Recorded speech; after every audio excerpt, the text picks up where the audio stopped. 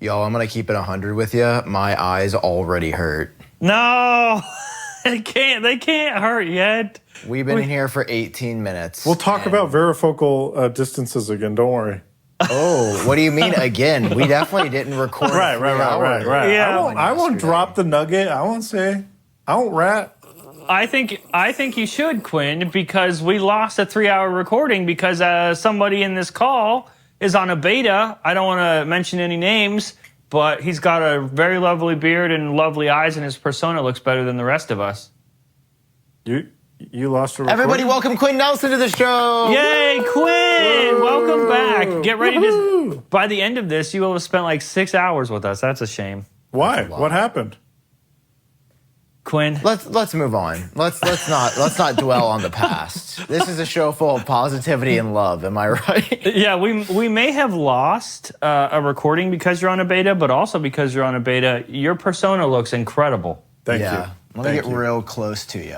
Oh, okay. I'm gonna scoot back. Come closer. Come closer. Your mouth is really frozen and paralyzed half the time. What if we kissed in the vision? Well, okay, so we should talk about that. I'm trying to get my things out of the way.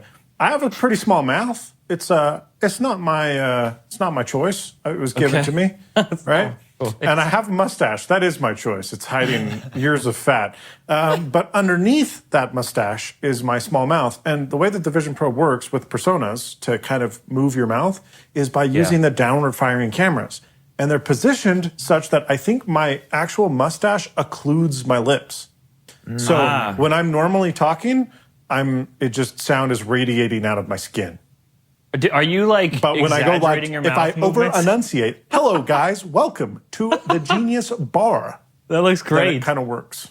That looked really good. Yeah. Sam, you got a new scan too, it looks like. You know, I don't want to brag. I've been hitting. I was going to leave this for later in the show, but you guys know I moved to LA, right? Yeah. Yeah. Who have you been hitting? I went to Dr. Miami, and I got some work done. Mm-hmm. Did he shrink your eyes? he did quite a lot. I got some plastic surgery since Vision Pro came out because I realized I liked how I looked in this space so much better than real life that I wanted to actually change it. So this is a new scan of my actual. This is actually 1-to-1 with how I look. Oh, do I look good? Yeah, you look great. I also put in a new scan yesterday, but I did that thing where you take Vision Pro off and you set it on a thing instead of holding it. Oh, and the accessibility feature, huh? Yeah, is that an accessibility feature? Yeah, you have to click the little person in the circle. And it's like if you just don't said take have it off, arms and then to hold, then I just put it down. oh, there's a whole mode for that. Now you got to do it again. Oh, it could be even better. It could be even better. I think you actually look. Wait, stop moving. You're moving a lot. Can you stop? All right, let me. I'll calm down. Yeah. I'm calm. I'm just trying to look at you right now. You look pretty good. You look pretty close to John. Your face looks really good. Now your hoodie, it struggled a little bit with that. The hoodie, you have some like antennae. You've got some like Jar Jar Binks going on with you a little bit there. Dude, you looks like you have fallopian tubes sticking out of your neck. I do. Wow. They do. They keep me grounded. Remind me what's good about life, you know? So it's week 2 of Apple Vision Pro. It is week 2, second episode in a row within Vision Pro because, not that you read the comments, Sam, but everyone really loved the experience of us being in Vision Pro and recording the podcast in Vision Pro. The only difference this week is, one, I'm in my own house. Hello, own house. And second of all, the audio that you're hearing, listeners and watchers, is not from Vision Pro. We're all wearing gloves this time, and there's some magic happening to make it sound immersive. And I'll refrain from completely nerding out. But yeah, the audio you're hearing is not from Vision Pro, unfortunately, this week, because it was ass last week. I mean, it sounded okay for a call. Yeah, you would think so. For the undiscerning, it's fine. Yeah. Does it show my hands in front of my face? No. No. There we go. Okay. Oh no, I'm being bullied. Oh no. Does it look like I'm in distress now? No, it looks like they're like 6 inches away from your face. They were. They really were. I brought props this time for our second recording because Quinn mentioned better straps. So I brought my Quest. It's over there. Well, that's the Quest 2 because it has a specific aftermarket strap that Quinn and I both like. But to repeat what we talked about yesterday, unfortunately, we're all in different straps. Like the solo loop strap is the best strap for me.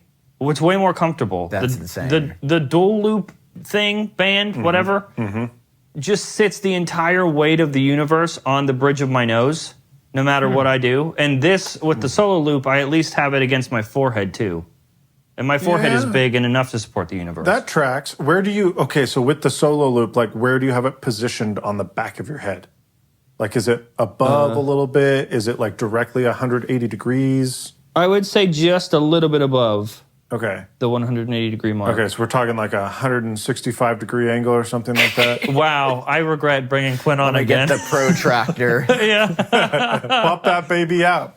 Yeah, because that does make sense, right? Because the whole benefit to there being like a big chunky thing that you can spread across the back of your head is that you can, based on how you tighten it, and that's why I don't like the solo strap, is the only way it's staying on your dome is by you just tightening it enough that it stops falling off of your face. You're basically fighting gravity, right? Because there's no top support like the double loop or whatever it's called. But the benefit to the solo is that you can slide the solo up a little bit so that it moves the weight off of the bridge of your nose and more kind of onto your forehead, which I can see that being desirable. I don't see it being desirable, guys. I made a mistake last week by wearing that solo band. Oh, it's bad. It's horrendous. I am now in my dual loop. Can you guys see my dual loop? No, we can see it. It's so, it's so clear. Oh, we can't. Wow, it looks great, looking Sam. Pretty good, thank you. But it looks so bad on Vision Pro. Like, dude, it I'm looks in like my house. I know, I don't but leave. Oh, it's ugly. That's why they didn't talk about it until like 2 weeks before it came out. Everyone was like, "Oh, we don't know the strap situation." They were like, "Oh, so there's another one in the box." Yeah. I feel like that was such a last minute decision, like right before mass manufacturing happened, because I'm pretty sure that the dual loop band was supposed to come with version 2 or like the cheaper one. And it looks like it's supposed to come with a cheaper one, that's for sure. But the solo loop was just so not ideal for everybody that they just, I mean, have you ever purchased an Apple Watch where they're like, here's another band, just in case this one's more comfy? Why don't we just include this for free? Well, technically they give you, remember the original sport band, they would give you like both sizes included? That's true. That's true. That's true. I mean, at WWDC, they did show the top strap on the solo loop. Okay. But then that didn't end up happening, and they're like, no. New so loop, here's the boogaloo. deal. I've got some tea on that. Oh. Give us the tea. Apparently, this is just allegedly, all right? These are leaks. You front page tech now? Yes, sir. No, they're probably real. Apparently, Apple was in like developer labs and stuff using the solo loop plus a top band until like December. Oh. Yeah. And based off of what people have said, it was super comfortable. Well, we saw that in the event, right? At WWDC? Yes. And I thought about it. I was like, oh my God, yes, because then you have the like, because here's the thing about the solo band without the weight is incredible. Oh, like it's it very feels squishy perfect. and So I was like, dude, if you just add a top band to that, it would like perfectly distribute the weight. But I think the thing is, it was ugly. Like uglier than the uglier than the one that chipped. That's true. I think that's true. This actually brings me to the whole loop situation to begin with. All the loops are ugly. I mean, they're all uncomfortable, but they look nice, right? Like my problem with the dual loop that I'm wearing, I agree with Sam. The solo loop is awful because the only way, again, it stays on your face is just by squeezing your face like as hard as possible. Yeah, it's not good. So the dual loop at least offloads some of that weight to the top of your head, but the crown of my head is, and maybe I'm weird, but it's kind of like, I don't know, centered on my head. And this dual loop like comes forward, like it's slipping off the top of my head forward. And then it's pushing the headset into the bridge of my nose. And I'm like, don't do that. Yeah. I feel like there could have been a better design. You don't say. Well, here's the thing. They definitely have them. Like, this is Apple. It's not like They're like, we don't know how to make a good strap. Like, I guarantee you in some creepy little lab where if the public ever sees it, they put you in a body bag on the way out. You know what I mean? Like, there are other loops and other, headbands that have been good. And, you've got your object, right, that we can show. The Bobo VR strap. Every other premium VR headset, every single one, comes with an option, if it's not the default, for a rigid strap. So wait, what is that? What does rigid mean? Like plastic. Here's the Bobo strap on the Quest 2. It's not flexible. And Apple's already done that a little bit because the arms on the Vision Pro are not flexible, right? I mean, they are a little bit. It's completely rigid all the way across, but also the padding on this is insane. It is so comfy and wonderful. It feels like a dream on your face. The weight is balanced better. There's a cushion on the back of your head as well. Yeah, and so then that's these what you gotta show. aftermarket batteries. That little cage, right? Look at the back. There's like a cage that cups the back crown of your head, and then on the front there's a bar that's also very padded that also goes above like where your hairline is. So like the top of your forehead, and what that achieves is total weight, balancing and support from your dome. So the only way that it's touching your face is just barely enough to block out the light. But like if you pull your cheeks down, you will seriously let light in because the headset is almost not even touching your face, just barely enough to close it. Wow. And you can the wear Quest those is so forever. wonderful. No, and this is just the Quest 2 with this aftermarket strap on it. Wait, does Bobo make this same strap for the Quest 3?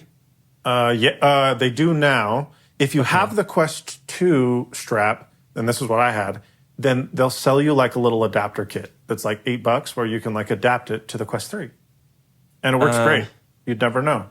Oh, okay. Who is Bobo? He's some guy. Who is Bobo? So it's so good, though. Yeah. Well, and even if you ignore Bobo, no. It looks like the future. It looks like you're a cyborg for sure. Yeah, if you ignore Bobo and you look at all the other headsets on the market, they all offer rigid straps as an option. So Oculus, with the Quest, you can buy, I think they call it the Quest Pro strap.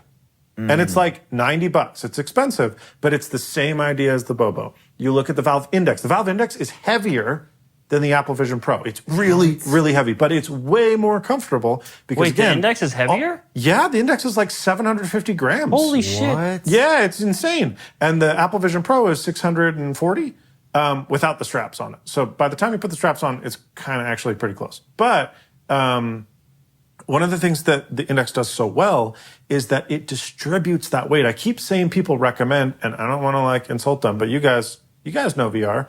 I keep seeing people saying like, oh, well, the problem is that it's front heavy. And if we put a battery on the back of the head, then that'll fix all the problems.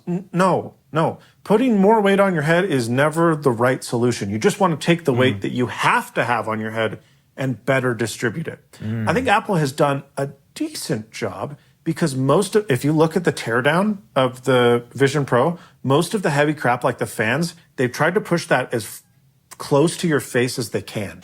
So they're trying to get heavy materials away because like a lever, right? So you don't want it to be front heavy. Yeah. But then they also haven't done the other part of actually getting it so that it's distributed on the head. And so like one other example, I should have brought it into the room. It's in the other room. Hey, I can walk around. Do you want me to go get it? Let's go get it. Let's go on a trip. Let's go on a field trip. Well, this is going to be great for when his screen recording fails again. Hey, shut up. Well, he looks like he's just going to Mount Hood. Okay, I'm back. I'm fast. That's a small room. Yeah, and my office is horrible. Sorry, everyone. Okay, so this is the big screen beyond. Dun, dun, dun. Check this out. Oh, yeah, the big screen. So this is the same people that make the app, right? Yeah, they make the app. This is the headset. Look at this. This is like, it's in my hands. See it. And if I remove, well, I can't show you. It's for because I'll break everything. This is for the viewer. Okay. Sorry, listeners. Audio listeners, I don't even know why that's still a thing. You need to just come to YouTube. So real for that. Okay. All right. So this is the big screen beyond. It is like the size of a pair of glasses, but that's also because they don't have to have anything in here. It's PCVR, right? So there's no cameras, there's no processors, there's no, like, this is just kiddie shiz, right? But this is what this thing does so well. It weighs nothing. This facial interface here that sits like against your head, they used a Face ID scan of my face to custom mill this down to my exact face shape. This is designed for me. My interpupillary distance, which on the Vision Pro, that's how, close or far apart the lenses are. On the Vision Pro, when you turn it on, you have to hold down the crown. And the Vision Pro is cool. You don't have to do it manually like awesome. the Quest. Yeah, that's so cool. Yeah, it goes, and it's it uses a motor. To hell, but it's so cool. Yeah, it uses a motor to move the lenses into position. Big Screen Beyond was like, because adding the gears and the rods that's too much weight. So they scan your eyeballs and scan your face, and these are 63 millimeters apart. So these only fit me. This facial interface is made for me. I cannot share this headset with anybody. Nobody. That sounds really stupid. But the benefit is that all of the stuff that you need to add to the headset to make it shareable, like custom facial, facial interfaces like with the Vision Pro, like most people are like 21 wide, right? But a bunch of different facial interface options and having to move the motors back and forth and all that crap, they can get rid of. You can even see the plastic here has holes all over it just because they're like, we can make it lighter. So they're shaving every gram off of this that they possibly can. And even they were like, we need a rigid head strap. This thing, so again, I want to demonstrate. The Vision Pro, we said, weighs 630 grams, right? Yeah. This thing weighs 137. That's like this is 1/5, 1/5 the weight of the Vision Pro. And even they were like, it's a little too uncomfortable without a rigid strap. So they made this thing. And it is also the crappiest quality plastic ever, but it's not because it's a piece of crap. It's because they want it to be light. So you slide this into the headset, and it's got that same knob that all of them have that tightens down. You plug USB-C into the side of the headset, and then you can get audio through these little headphones that come down. But that's how the Big Screen Beyond works. Even they were like, nope, we need some of that weight supported by the back of the crown of the head. And for whatever reason, Apple was like, nah. Okay, we don't need that. Here's a follow-up question then.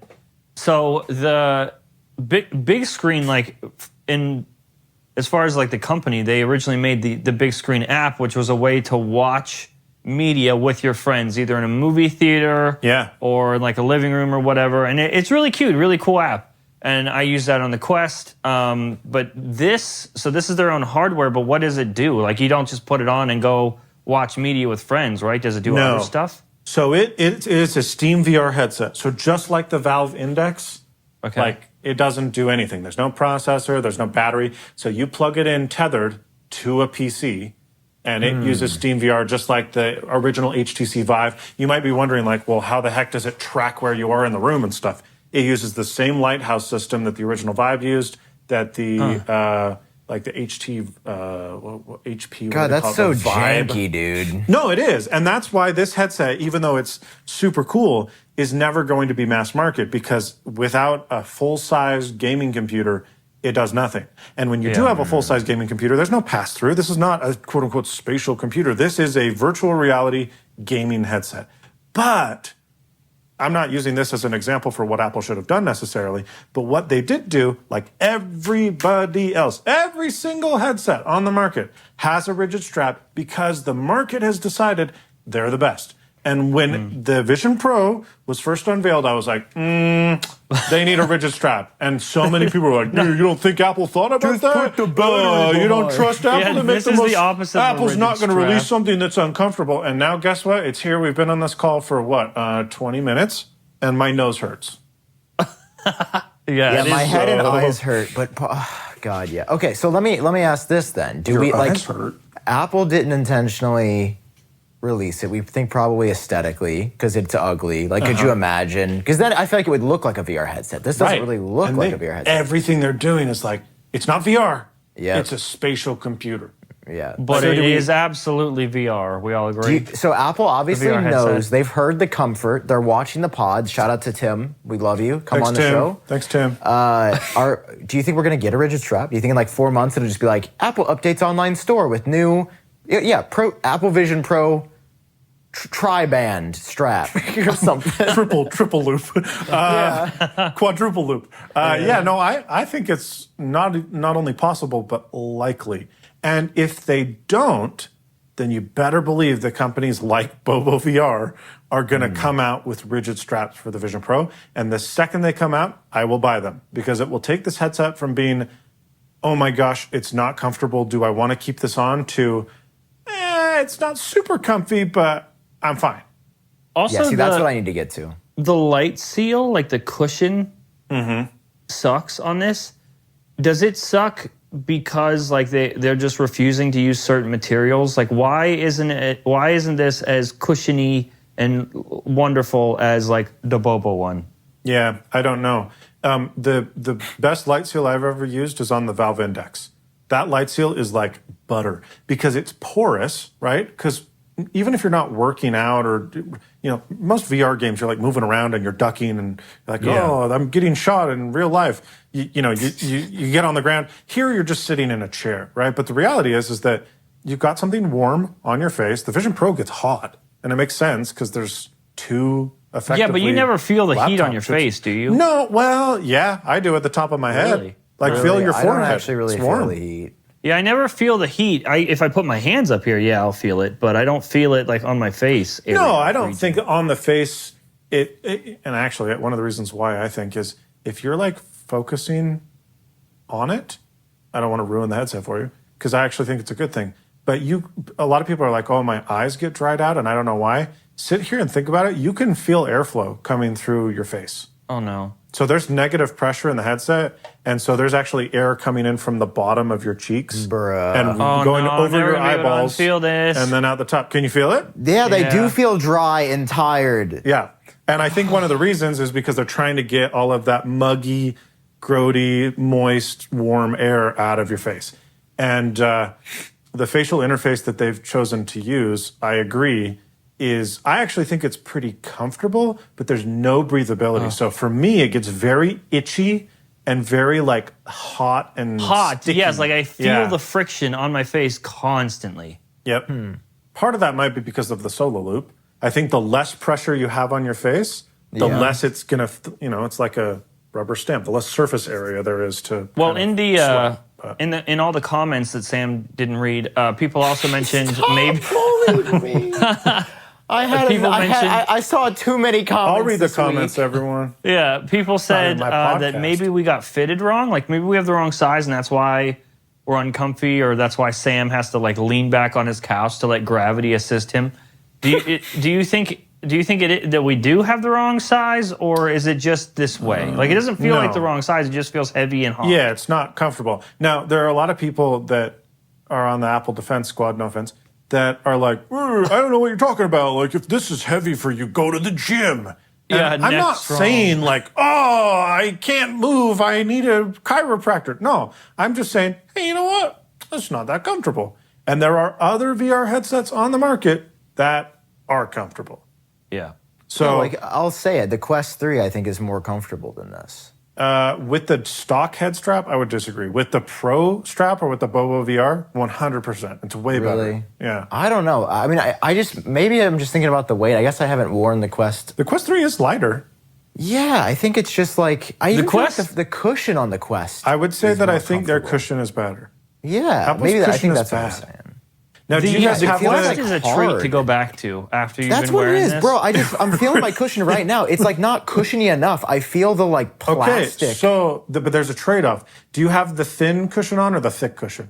The thin. The thick. Yeah. Oh, you have the thick one? Yeah. Okay, the thick one is a lot more comfortable, but it decreases your field of view by a lot because it pushes the lenses even further away from your eyeballs. Yeah, it just looks like I'm looking through binoculars. Yeah. God, I already feel like I'm looking through binoculars. Oh, that field of view is bad. Let's make no mistake. Like, has anyone tried it without the light seal, like everyone on Twitter is saying? I can see everything.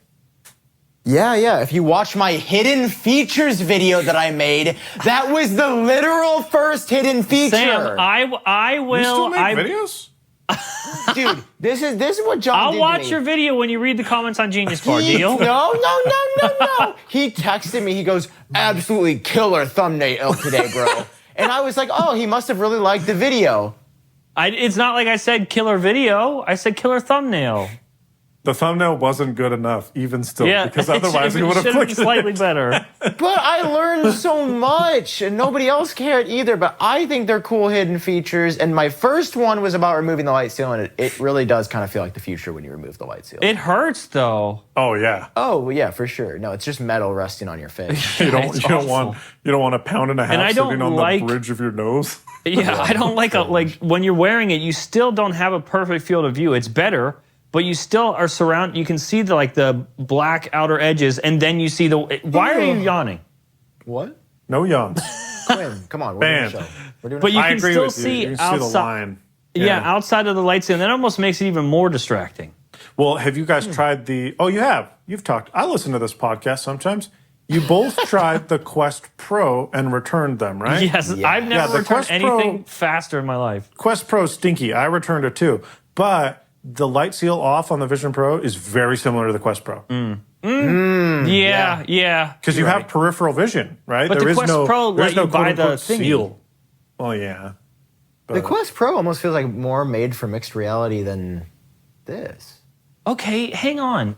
You're the guy, Quinn. You are the VR guy. Uh-huh. You returned the Quest Pro? You have so many other headsets. What made you keep those but get rid of the Quest Pro?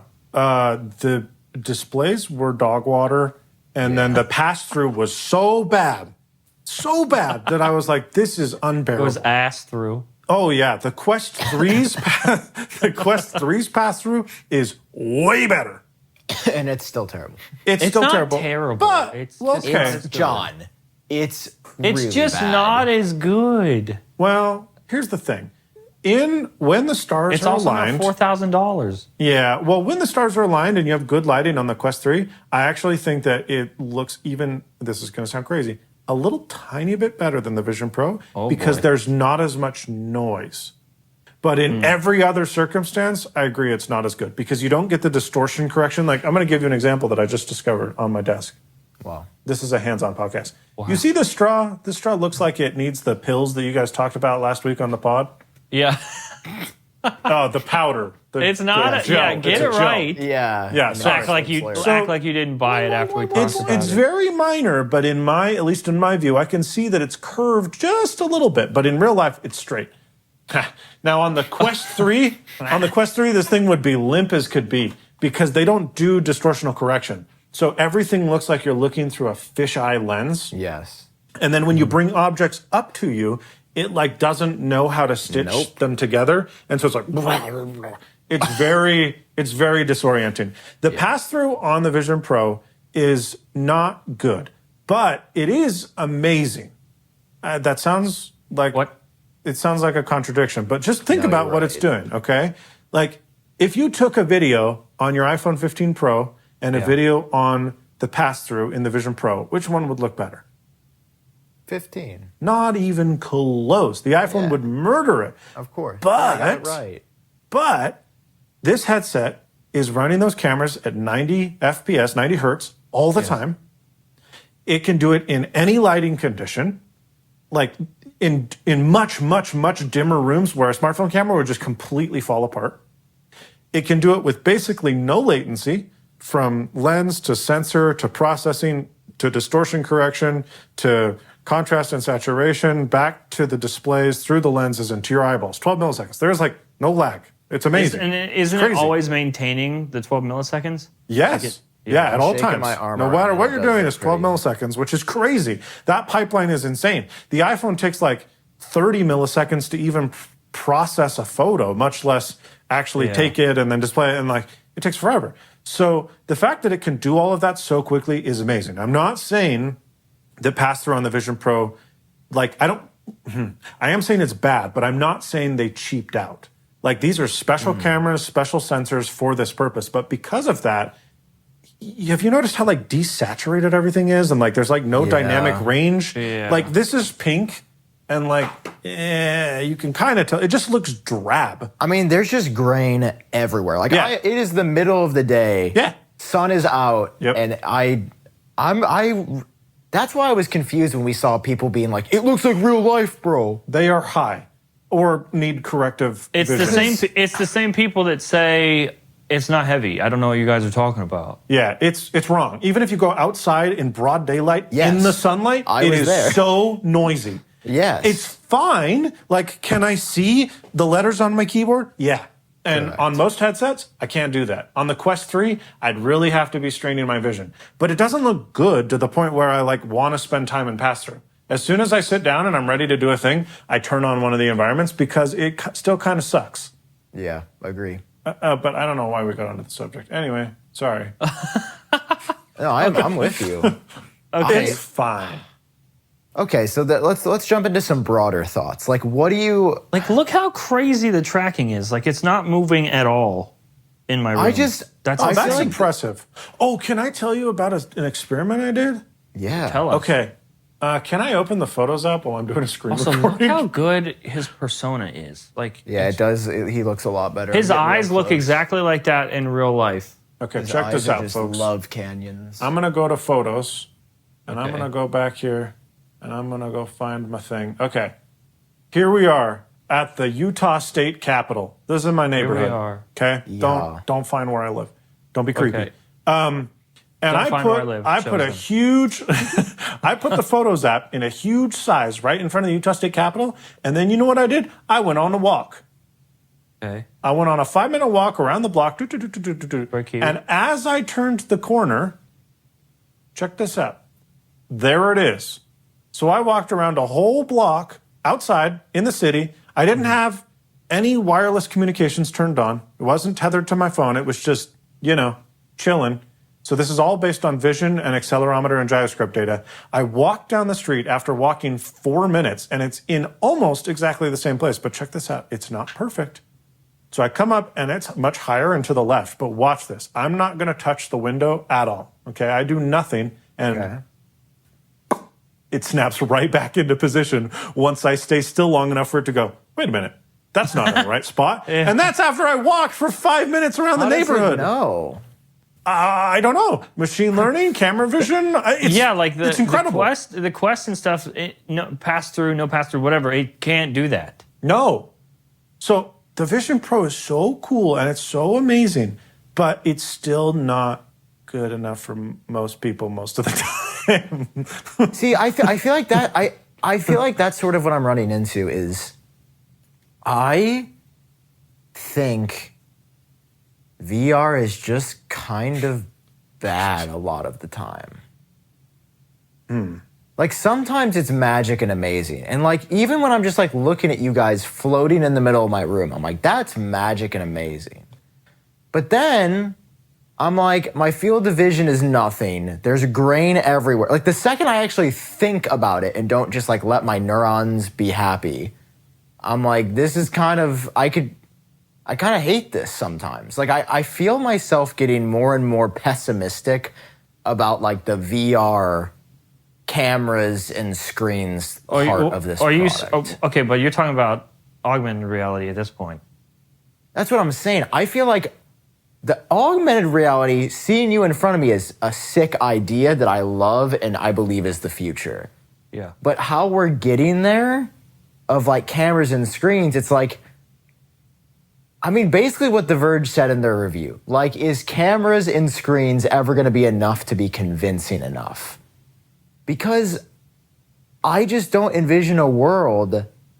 I mean, basically, do we think 4 generations from now, we're going to have no noise in the cameras, slightly better displays that you can't see like even a fraction of a pixel, and the more immersive, like, are we going to see those things? Yeah, I think so. Because if you look back, think so. I mean, look back 6-7 years ago when the HTC Vive came out. Go put an HTC Vive on and your eyes will bleed because there's like 7 pixels on that whole screen. And on the Vision Pro, you almost can't see pixels. You can. Yeah. Well, it's not that's sharp such enough. horseshit. I don't know. I mean, if I look really close at letters, I can see pixels. Okay. I'm getting really close. We're going to do a thing. You ready? I cannot see. I cannot see pixels. Well, you also have cataracts, so you're probably not a good subject. Okay. That's true. John, when I was hiring for my small business, I wanted to find quality professionals that were right for the role I was seeking. Oh, yeah, you don't say.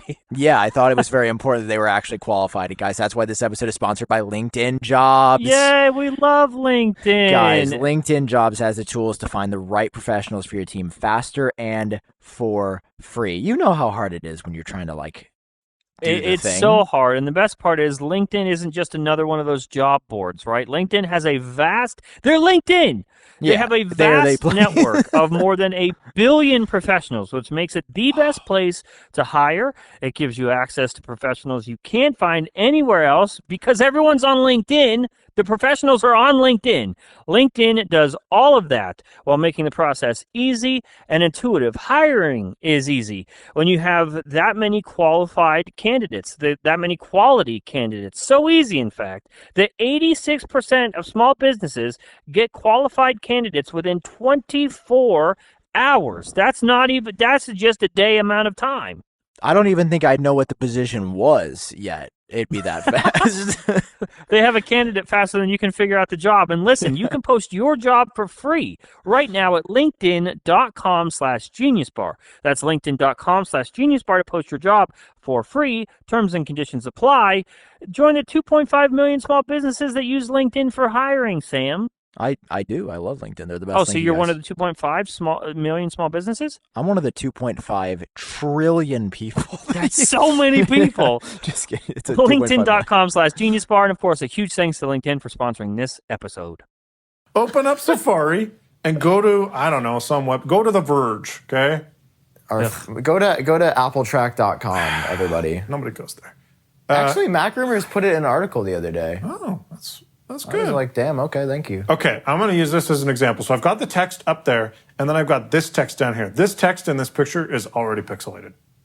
If I take the window and push it out as far as it will go with smaller text, now you can't see this in the pass-through, viewers, but I can see, Yeah, I'm on Twitter. you can see anti-aliasing on the letters, and you can kind of see pixel clusters. I'm not saying I can see individual pixels, but you can see that this is not that sharp. It's like looking at a 1440p computer monitor from a couple feet away. Like, is it suitable? Is it fine? Yeah. Oh, yeah. It's But, the like, best. am I going to use this to... Here's a good example. Like, one of the most killer applications people talk about for this headset is using your Mac and then using it as a Mac display. This is not the best display I own. My studio display is way higher density. Wait, the Vision Pro isn't replacing your $3,000 TV or whatever people are saying? Wait, No, Quinn, no. I have a question. How do you not have the Pro Display XDR? I feel like that's like... We returned that too because one thing really bugged me about it that I talked about in my review, it vignettes like crazy. Yeah. So if you're looking at it dead on, in the corners, it turns like orangish, greenish, black. It's awful. So I took that back. I didn't like it. And I loved the other parts about it, but no, it just wasn't good enough to justify $6,000. I mean, come on, get real. Fair. So I bought the Studio Display. I like the Studio Display. And that's kind of the issue. I thought the killer app for this was going to be the Mac, and I got it. And I booted my Mac up in 4K, and I put it in front of me, and I'm like, that doesn't look that good. It's fine. It is really good, though, on a plane. Right. And Or so like that's anywhere where you wouldn't want people to see what you're, or like... 100-inch screen of your Mac. Yeah, Well, and that's especially like editing video of me in front of other people is like never not weird.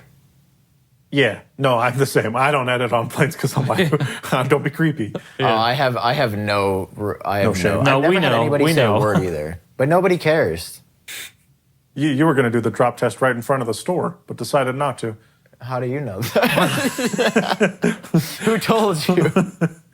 So that's the thing that's been kind of not disappointing for me, but that I've actually come around on. The idea, I was pretty convinced that I was going to use this as like a Mac accessory and companion, and now I'm actually finding that I don't want to use it with my Mac, but I do want to use it for other things that I didn't expect I would want to use it for, like social media and email. I really like it for email because I can have other stuff going on.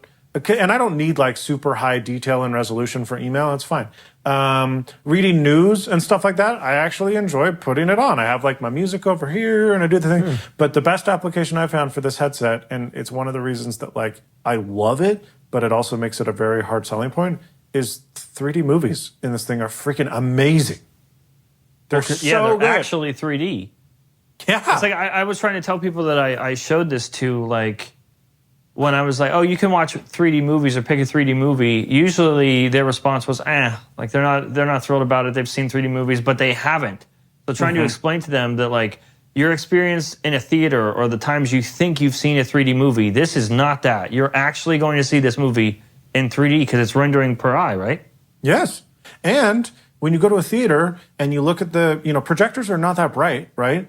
And then you put on effectively sunglasses and then they're doing weird imagery tricking by like interpolating the frames or, whatever they do to make it so that you can convincingly see 3D. And you just get headaches and you don't see that sharp and it's not that good. I watched Elemental, like the latest Pixar movie, in the headset, and I was floored. Like, not only was it the best 3D movie experience I've ever had, but it might be the best movie watching experience I've ever had ever. What? In my whole life. What? Okay, now I have to do that. Because it's a Pixar movie, so it's not like super high contrast. One of the problems I have with this headset is that they use pancake lenses, and so you get flaring. Like, I'm sure you guys have noticed it. When you have like white text on a black background. Especially in a darker environment, like if you're trying to watch a movie in like on the outside virtual environment at dark, or in the cinema, which is one of my favorite environments is Apple TV has the cinema that you can watch stuff in, but it's nearly pitch black, so anything on screen is just glare fountain in your eyes. Yeah, it's like someone smeared a fingerprint on your lens in the Vision Pro and then shined a flashlight into your eye. And you think it's dirty. It's awful. It's almost unwatchable. Like, I tried to watch Logan, which is a movie that I very much like, and I seriously, I lasted like 7 minutes, and I'm like, I can't watch this in this thing. Dude. Because it was so bad. But if you watch it in like a daytime environment where you don't have as much dynamic range kind of contrasty issues, it's a little better. But then that's not as immersive, because who wants to watch, a movie in the daytime or in pass-through or on top of this mountain, which is pretty attractive. Haleakala. I'll go somewhere else too. So what I loved about Elemental was it's a Pixar movie. And so there's a couple things they did that are different from regular 3D movies. They're not using cameras trying to create stereoscopic vision, right? So they can do different 3D depths and different levels of depth because it's completely animated. They have full control over the way it looks. The movie is quite colorful, which I think is another reason it looked really, really great, is because like it was just so saturated and beautiful. And there were never like extreme instances of dynamic range where I got lens glare.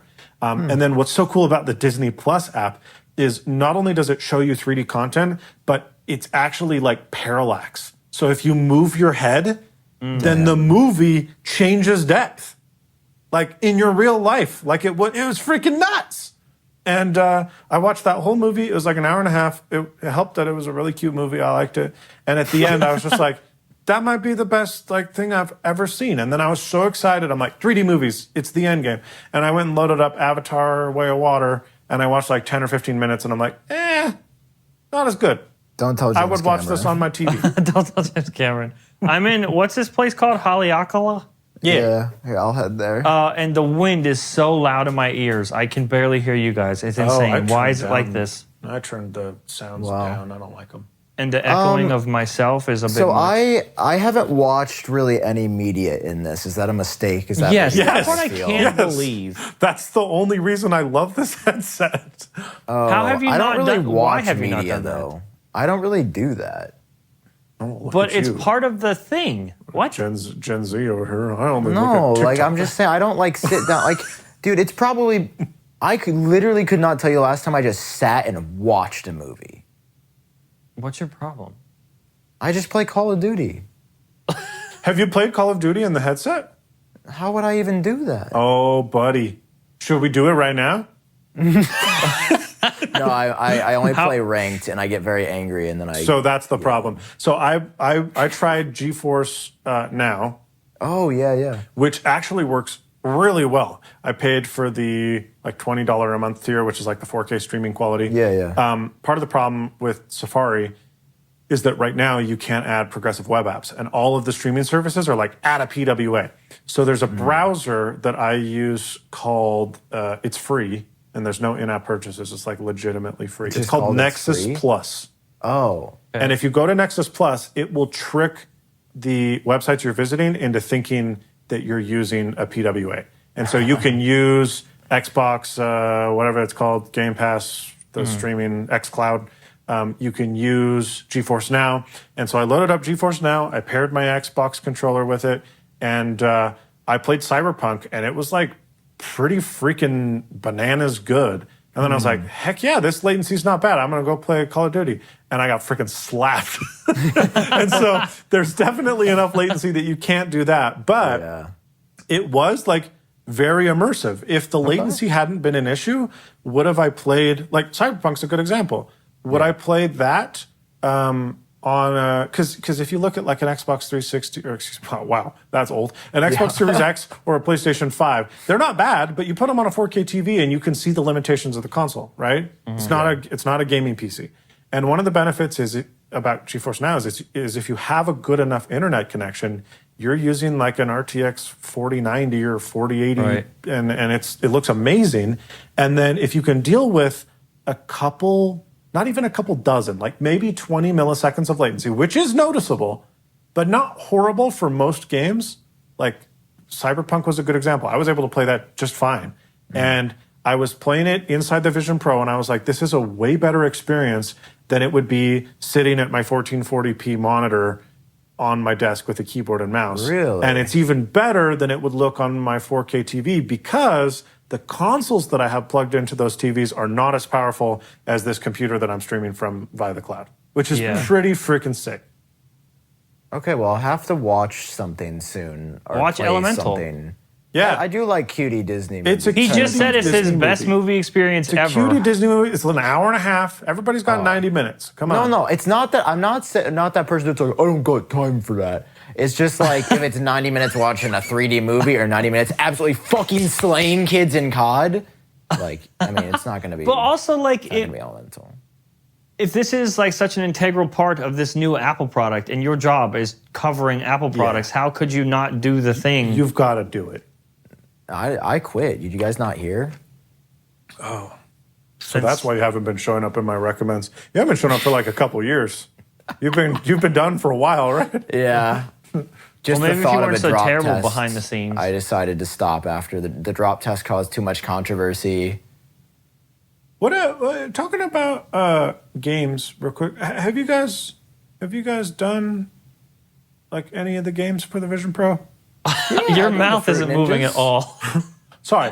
Have you guys played any of the games for the Vision Pro? What game? Oh, yes, bro. I've played all of them, including Fruit Ninja, Cut the Rope, and also the Black Box Augmented Reality Experience.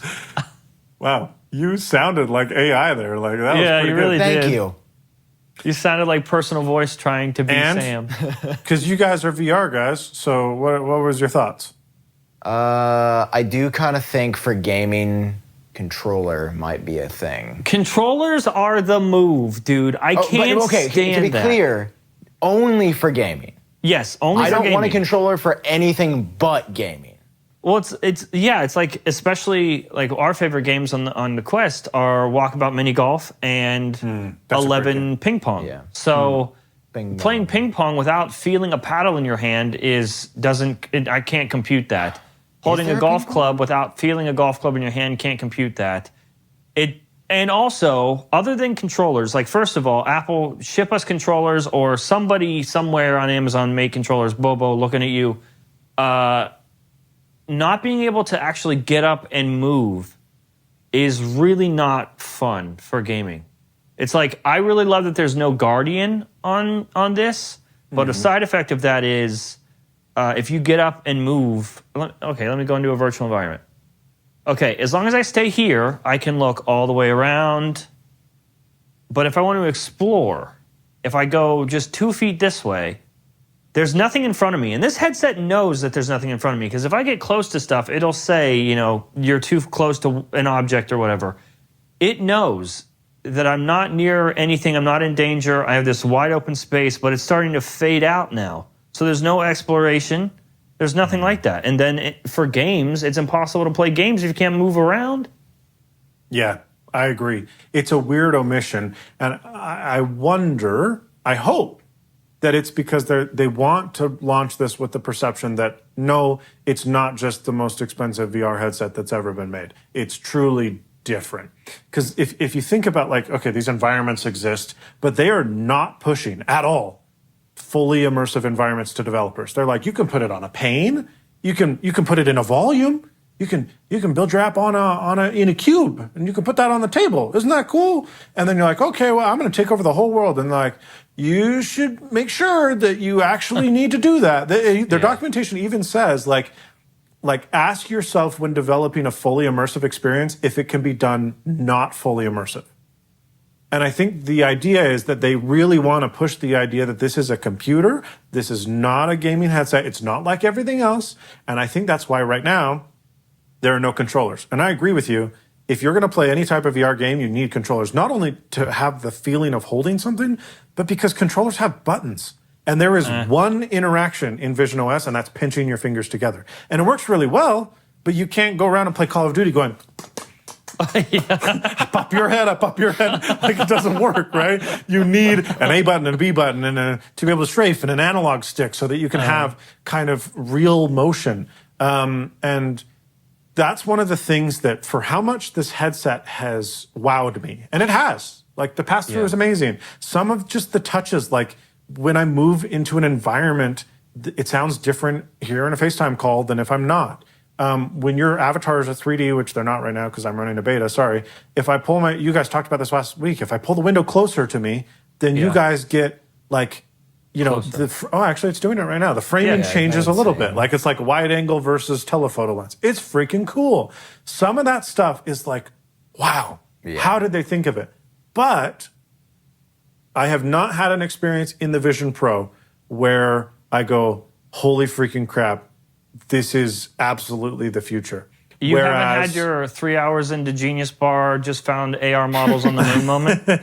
I mean, that's cool. But when I played Half-Life Alyx on the Valve Index, it was a real AAA game, and I was walking around a spooky, creepy, wet subway station, and I'm like, I feel like I am literally vulnerable right now. And I saw head crabs that were trying to get near me, and I was like, what is a head crab? Oh, they're terrifying. You wouldn't know in Call of Duty world. You wouldn't get it. You wouldn't get it.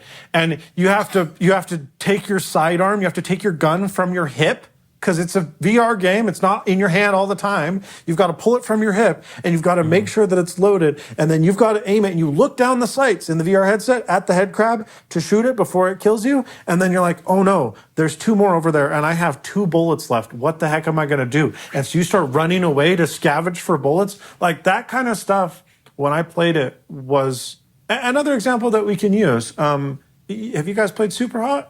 Yes, I love Superhot. Amazing game. Superhot is a really good example of an incredible game that takes advantage of the sensory experience that VR offers. It's all polygon style, so it's like the graphics aren't good. But when you're moving in real life, the game is playing back. People are trying to shoot you or kill you or stab you or whatever, these little stick figures. And as soon as you move in the game, time resumes, and they're walking towards you. Everything's in slow motion. Time freezes until you start moving, and it's freaking sweet. So if you stay still, you can look around with your eyeballs without moving, and you can be like, okay, there's a knife on the table right there. And then you hurry and duck to grab it before the bullet that you can see is coming towards your head hits you in the dome. It's stuff like that, experiences like that, where I've had in VR and I go, oh my goodness, this is the most incredible use of this specific technology. And I have not found that in the Vision Pro. It's amazing, but I'm just in a FaceTime call. I can do that on my phone. Guys, I found it. I found the thing. What? I'm playing. You remember the Hit the Island game for the iPhone 14, where you like it's like Tetris, or not Tetris, but Pong. Yeah. And so somebody made that for Vision Pro. So if you show my screen, I'm currently playing Hit the Island on my. It's a native VisionOS app, and it's very pretty. But what's the island? What are you hitting? You're just still hitting the dynamic island. there is no. You know what I mean? No, that's literally you're looking at an iPhone blown up to life size. But that's what I'm talking about. Like, the headset is incredible, and I think VisionOS is really, really polished. Like, the stuff they've done well is amazing, but the applications that they're suggesting we use, like, they're cool, but I have yet to use one where I'm like, the Vision Pro is the absolute best place to do this thing. I'm just like, oh yeah, it's email, but in VR. Oh, well, hey, look at this. I'm listening to music and the album art is floating. But I haven't had a Half-Life Alyx moment where I go, holy crap, this completely redefines what this technology is supposed to be. Yeah. Let me challenge you there. Okay. I was just going to say, I think for me, like, that moment, and I feel this, even though I have complaints about this headset, and like, I'm definitely going to talk about this in my review, seeing you guys float in windows that look anchored in my own space, that is that moment for me. It does it no matter the lighting. Like, let me change the lighting in here. Like, in the blur with everything, like it feels like you guys are sitting in my living room. And you're smirking. Why are you doing that? Me? You're smirking and about to say some schneid remark. No, I'm not smirking. The tracking is crazy. I'm looking at John walking around, going out of frame, and his friend being like, look at this, it's dark. No, it's okay. The technology is super cool, but that's a foundational element of VisionOS. Here's another example. John, are you in the dark right now? Yeah. Oh, actually, here, I'm in the light. I'll demo this. Okay, check out my hands. See, I'm on Haleakala right now. Beautiful hands. And if I look in the real world, it's light. There's lights in here, okay? I am going to go to Haleakala at night. So I'm going to go up here into this not control center. I'm going to go into environments, and I'm going to push dark.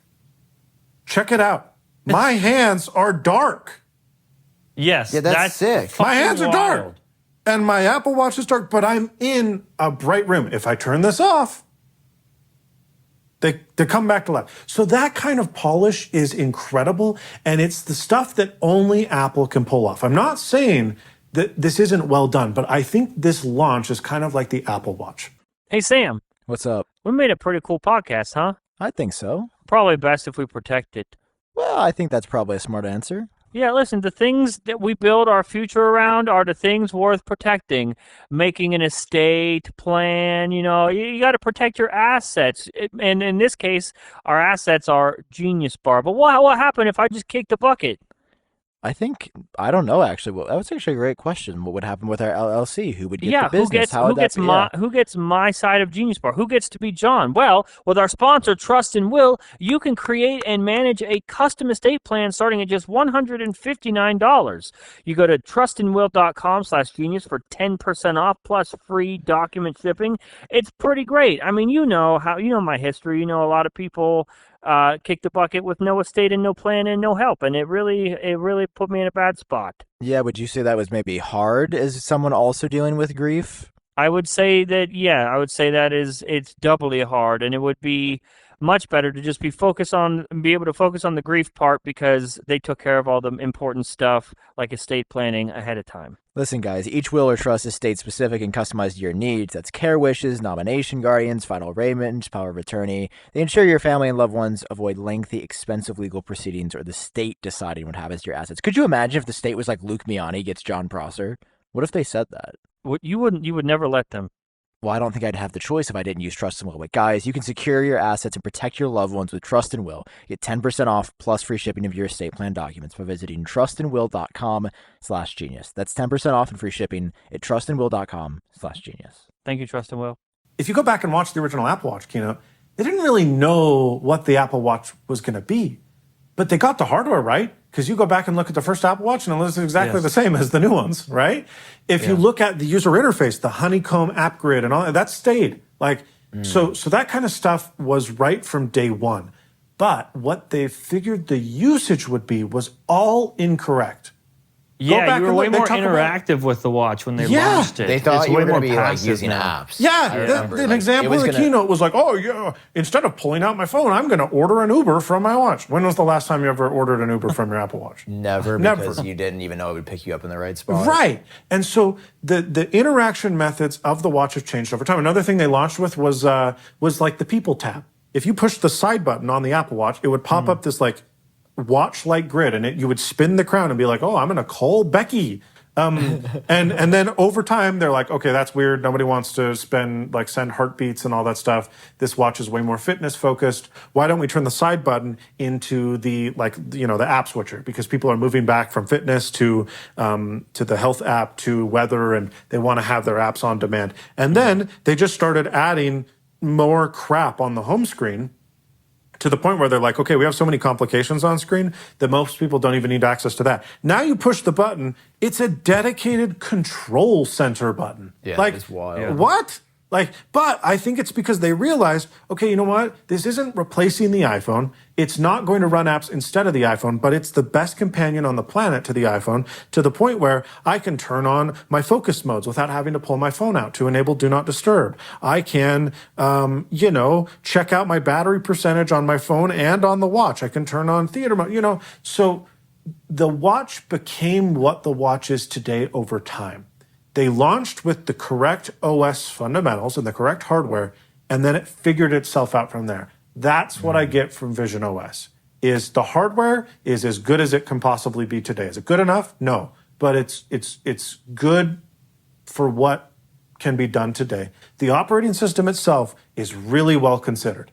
I think a lot of the small touches are amazing, but this whole perception that we're going to be wearing these all the time to do stuff that we can already do on our computer and our phone, I'm not sure that's going to be what ends up being the case, because you don't want to bet against the smartphone. This is still something you're strapping to your head.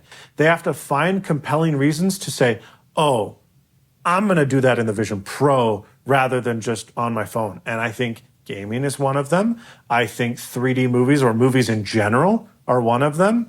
I think spatial computing is one of them. Like the fact that I can open 5 iPad apps all at the same time around me is pretty freaking cool. It's better than what I can do on an iPad.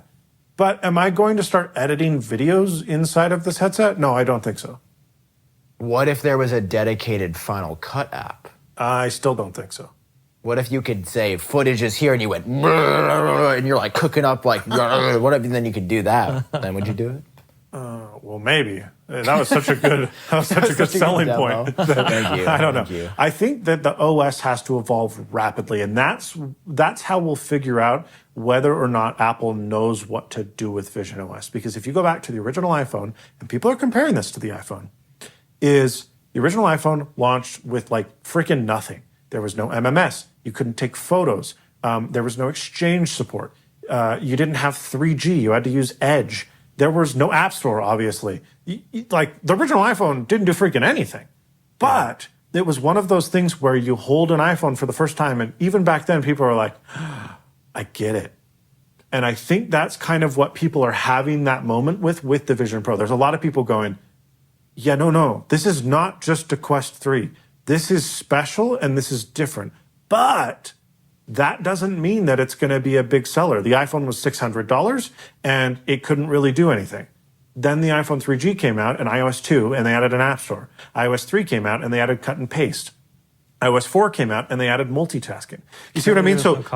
So quickly, they added stuff into the operating system at a rate and a speed that almost nobody could comprehend, because they were proving the platform. And that's what Apple has to do over the next 2 or 3 years. They can't wait 3 years to release a new headset. They can't wait 3 years to go, oh, hey, now there's a couple new environments, and also you can stand up and walk around a little bit before the boundaries. Yeah, can we talk about how half the environments are not there? Yeah, like you can tell this is like a 1.0 launch. Not only are half of Apple's own apps not ready for the Vision Pro, which is insane. Compatible but the environments, coming soon. You just and why even put that on the thing? And you just the winter light, summer light. Absolute horseshit. Oh, yeah. Just changing the lighting in your room. Guys, I want to go to morning light. So terrible. Let me go to morning light real quick. More orange. Dude, it literally just turned my walls blue. It also is making it very windy in my ears for no reason. Oh. Yeah, I don't like that at all. So yeah, we've got like a lake and a beach that we'll be able to have. Yeah, the lake looks like you might get murdered by a zombie. Yeah, I feel like I'm going to die if I go there. I feel like Yosemite kind of gets written off as well. Well, it's just Yosemite's so beautiful, but in the snow, Yeah, I feel like the snow's not as pretty as it could be. I got snow outside. I don't need it in here. Quinn, I think. Oh, the half dome's over here. I agree with what you're saying fundamentally of like this needs to evolve rapidly, but I think for me, I feel like the software is actually in a very good spot overall, and I feel like the hardware is not there. I feel VisionOS could carry over to when we're not using cameras and screens, when there's actual pass-through. Okay. When we're just looking through a pair of glasses, VisionOS still stands on its own, I think. I think, again, I'm not saying that VisionOS is fundamentally flawed. I think that the principles of it are very good. It just needs more polish and refinement, and they need to figure out not what VisionOS does, but what we want to do when wearing this computer on our friggin' faces. And I think that the approach Apple's taking is really smart, because everyone is trying to move towards like, oh, we wear glasses and it's Minority Report.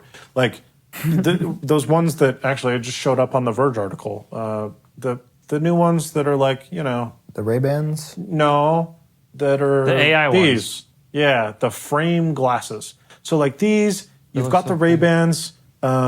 I'm trying to think of some other ones. You've got Snapchat even spectacles. Spectacles, and not even glasses-based ones, but like take like the Humane AI pin. That's trying to do the same thing.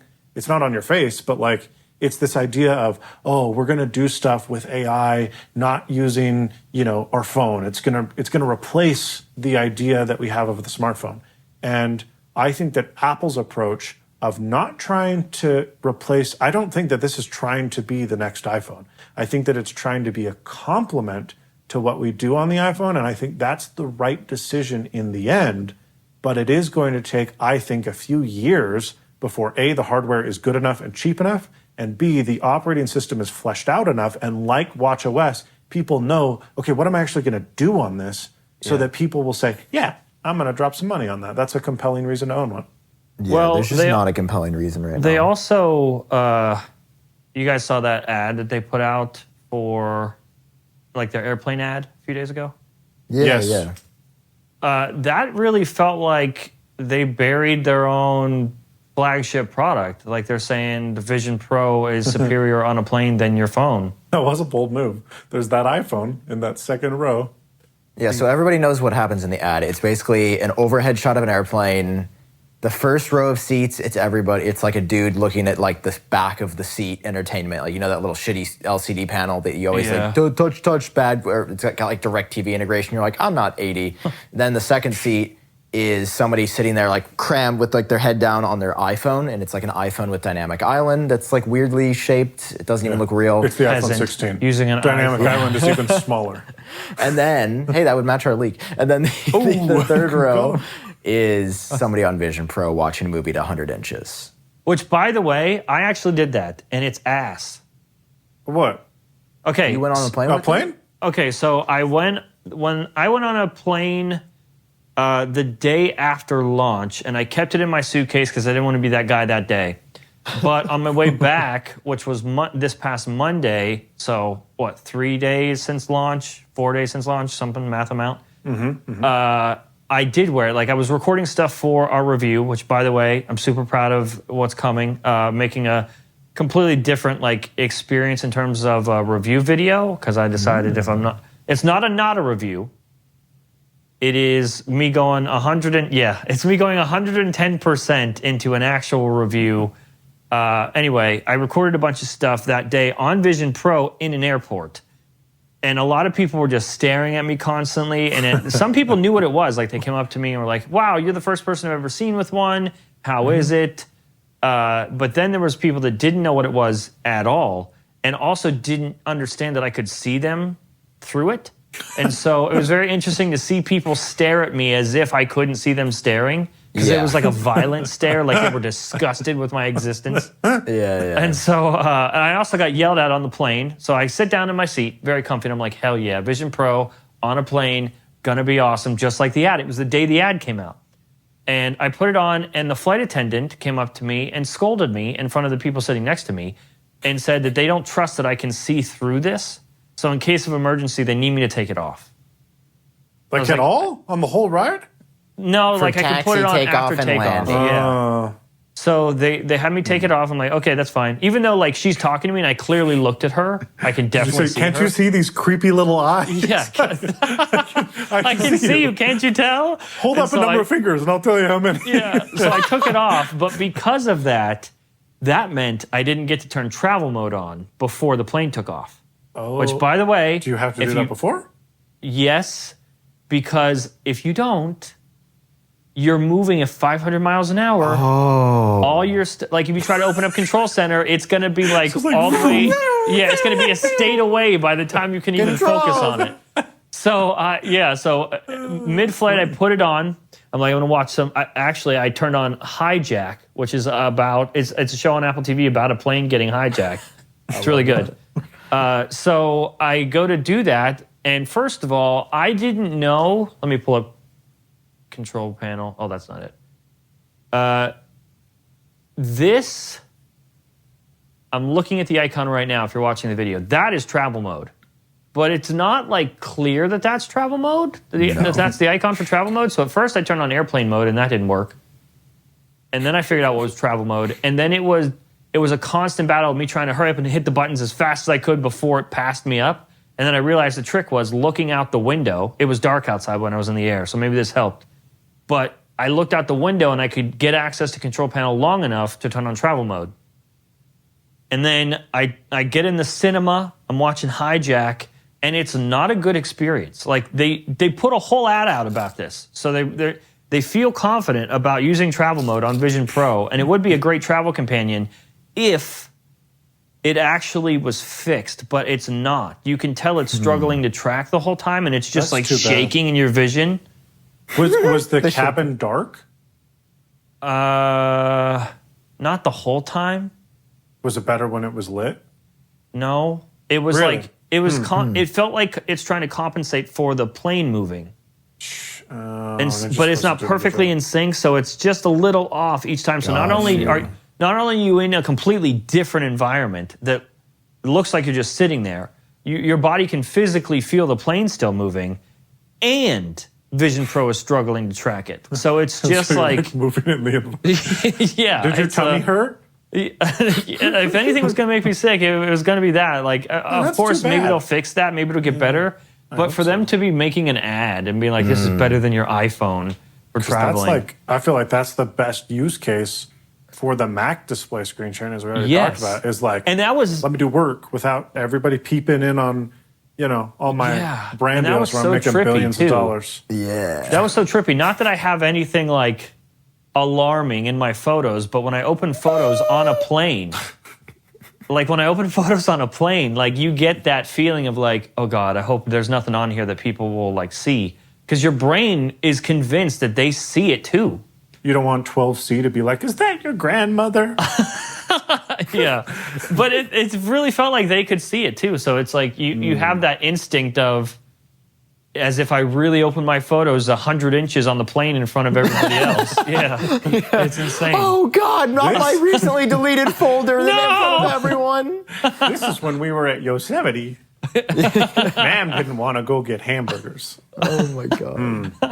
Speaking of that panel, oh sorry, Sam, go ahead. No, you go. I was going to say, speaking of that panel, that's one thing that I do not feel is polished in VisionOS. It's very weird. Control panel? Yeah. Well, because you have this thing. Sucks. What the heck is this? Like this first, because this isn't Control Center. Control Center isn't there. Yeah. What are we calling this? That's Control Preview. Command Center.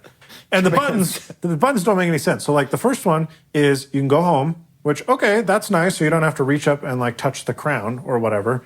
The second one lets you modify your environment, which is cool. I can turn it from day to night or whatever. But check this out. If I don't have my environment turned on, I can't do anything. Like this button doesn't let me turn it on. Like, okay, cool. Yosemite's dark, but I'm not in Yosemite. So I still have to go to the crown. So why make the other one crown adjustable and this one not? That doesn't make any sense to me. The volume control, like you were mentioning when you were up on Haleakala, that you could hear all the wind noise. So the environments have sound. So Their I can turn own, this up. I just found that while we were recording this, but it's in the environment thing. It's not in the regular volume thing. It's in a completely separate area. Right, which makes no sense because there's this little chevron where it points down and it's got all the sliders. They should put the environment sound in there. Wait, there's Spotlight? Are you all right? Yes. So, and then you go into control center, which that's not. And here you go. There's Spotlight jammed in that corner. Spotlight is so handy, but you have to tap 3 times to get to it. And at that point, like, why even have it? And this is one of the things that I feel like is a limitation. And it's probably because hand tracking is not good enough. The pinch is amazing, but there is seriously one way to do anything on Vision Pro, and it is look and pinch. That's it. Now, if I go up to this window, I can tap Spotlight with my real finger, but that, like, come on, I'm not going to do that. Well, when you leaned in, it looked like God was in my house. So I feel like there needs to be more interaction methods. Like, I don't know, close your fist or like make a Spider-Man web or something where you can have multiple levels of interaction. Because right now, and you'll notice, every time that window closes, I have to look up, which is uncomfortable, by the way. Yes, you have to take your eyeballs and physically look up to the top of the screen. I love that, though. You do? No, that's horrible. Yeah, I don't like it's way painful. better than, okay, so for people, if you haven't used Vision Pro yet, to open Control Center or Notification Center, whatever they're fucking calling it, you don't physically move your whole head up. You just look up with your eyeballs, and then the prompt pops up to open Control Center. Yeah, but how often do you do that in real life? Like, my eyes feel fatigued because they're like, what do you mean? How often do I do that? You're floating in midair in my house, and it's not real. It's just tricking my brain. What do you mean, how often do I do this in real life? I agree with Sam. This in real life. Like, you know, it's okay, but when you're getting in and out of this menu a lot, which, by the way, as soon as you do anything, your only option is to close it. You can't go back, which is so stupid. You have to keep looking up and look up and look up, and it does get fatiguing. Here's one last complaint I have. Okay, so right here, one of you could try it. One of you send me like a message. Your notifications show up in this list right here on this thing that I'm going to call Command Control. That's what this pane is called, okay? So here on Command Control, when Sam sends me a message, I will get it on this list. I'm typing right now. Oh, I have Do Not Disturb. I'm typing. It's a really meaningful message. Okay, I'm going to turn DND off. Okay. So I'll show you how the whole flow works. So I'm just chilling here. Everything's going good. Wait, why did it send as an SMS? Uh-oh. I don't know. So Bro, I just sent an Android message to you. Oh, there it is, though. So you can see that it follows my vision. I've got a message bubble. If I tap that, it'll open the message directly. So I'm going to ignore it for just a second. Go away. Okay. Be gone with you, wild bean. I know. He texted me. Leave me alone. This bubble stays up forever. I'm trying to look away from it in shame. Okay, there we go. It's gone. So now I take my eyeballs, I look up, and I tap. And now I can, it's gone. Maybe it's because I'm screen recording. That was a waste of time. Normally, your messages will show up in this list, like Notification Center. But this isn't Notification Center. That's Notification Center. So I can open that up, and now check it out. All of my stuff is here in like this new weirdo card format where like I can open up home, but not directly. And you have to go like that and then go like that. There's just too many steps. Yeah. And so everything is like a card and then I clear all. And so that doesn't seem very polished. And I think it's because of a limitation of hand tracking. So that's the kind of stuff I'm talking about. It's not bad, but it's also, very 1.0. Does your hand tracking fail sometimes? Like when I'm in Safari, let's say I pull up a YouTube video or something. The pinching and all that stuff works great.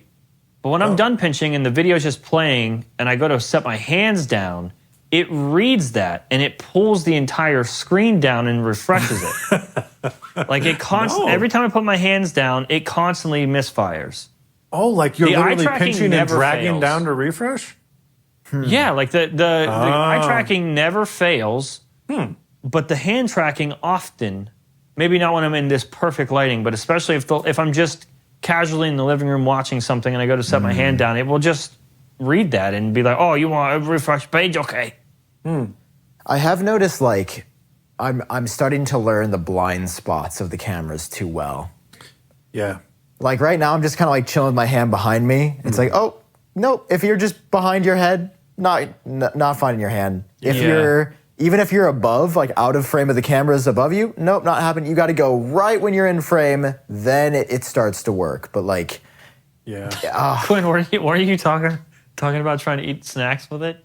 Yeah, dude. So I have the same thing that Sam has. First of all, where like if I rest my hand right here, it's no problem. But if I put it like closer to my belly, then it stops working. And that's where like I keep my hands, which is really weird. Yep. Yeah, so I was eating, and maybe it's because of the pinching action, I was eating Pepperidge Farm goldfish, those little crackers, right? So I'd reach into the bag, I'd pinch some goldfish, I'd pull them out, and like my fingers weren't touching. And maybe this is the problem of having the skin color I have, where it's like, oh, that orange fish is just part of his skin, where it's like, oh, you're pinching.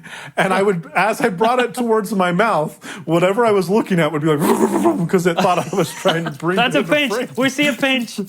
Yeah. So that's been weird for me. The other thing that has been weird, and this is kind of understandable, but it's odd. What are you doing, Sam? Are you good? I'm just washing my hands. Looks like you're peeing, dude. Oh, so effectively you are. Okay. No, I wanted to try the snack test. Your hair is so dark in this. I'm proud of you washing your hands. He washed his hands before he ate a snack. That's good. I'm trying to stay healthy. I have a thing of Cheez-Its. Here we go. Okay. You're in trouble, buddy. Reach in, pinch some snacks. He is Cheez-It colored. So, I am going to eat my Cheez-It. Hold on. It's not doing it? Try again. Let me keep Grab another. I'm really hungry. Grab a few. Okay. So wait, you put it in your hand. It is really crazy to see your hand feeding you nothing. And hearing the chewing. Wait. I don't have any goldfish with me, but I would demonstrate. Did you eat them all, Quinn? Maybe it's because the goldfish are fingertip sized. Yeah, maybe. I think the Cheez-It is obscuring my finger. Yeah, maybe the Cheez-It is wide enough. There you go. I'm going to break it in half. Okay. Make your finger size. Okay. I think you got just... Oh, hold on. You're doing it outside of the bag, though. Do it inside the bag. Wait, grab it. So hand in, pinch while you're in the bag, and pull out already pinched. That's what messes it up. I'm looking at my bar to move you guys. Hold on. Go to like a web page. Go to Safari or something. This is disgusting. This is really... Well, I am really hungry, though. I feel nourished. Okay. Cheez-Its. Okay. So I got Apple Vision Pro's website pulled up. I'm looking at it. Wait, hold on. Oh, I've got it! Did it happen? Pulled out, pinched. Did it happen? And I'm scrolling. Yeah, so imagine my plight when I have a fingertip-sized goldfish every single time. And then you have to decide, do I correct Vision Pro and let it know it's doing the wrong thing, or do I just eat my goldfish? No, I suckered out at the Vision Pro 1, because then I started reaching into the bag. I'd grab a few with my fingers, and then I would turn my palm over so they'd fall into my palm, and then I would pull my palm out and throw them to the back of my throat. Yeah, oh yeah, you can... So the Vision Pro 1.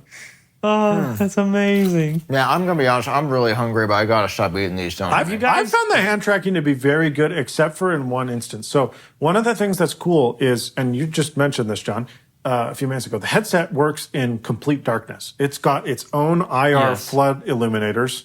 It's like Face ID, right? So it's just emanating IR light everywhere, and it can see your hands actually way further than you would expect. It worked for me outside of my field of view inside the headset. So like clear out here. It was pretty cool. That's here's the problem, that's insane. Though. It gets so sensitive about being able to see the bottom cameras, because I think that's how it sees like the horizon level. So I was put my hands under it. Yeah, I was laying in bed watching a video, and I just moved my hand up to adjust the headset. And not only did it pause the movie I was watching, but it completely took me out of the theater. It immediately showed me pass through, which in a dark room is just fuzzy mess. And then it says, do not obstruct bottom cameras, tracking stopped. And then it says, please use it says something about like, you have to have more light. But it doesn't. It works in complete darkness as long as you don't mess with... I'm covering the cameras and it's not giving me anything. Oh, no, I definitely did that. When we were doing this call yesterday, did it stop tracking me? I've got both them covered. What? He's covered his microphone successfully. He's a silly goose. Yeah. What? You covered your microphone, silly boy. Oh, yeah. When you're in a bright room, I think it's fine because all the other pass-through cameras can see the environment, right? But when it's all dark, I think it relies on those bottom cameras to look at the flood illuminators. Look at those and shadow that's on when my you touch arm. it, it's like, can't do it. It's fine. Here's the thing about most of my complaints.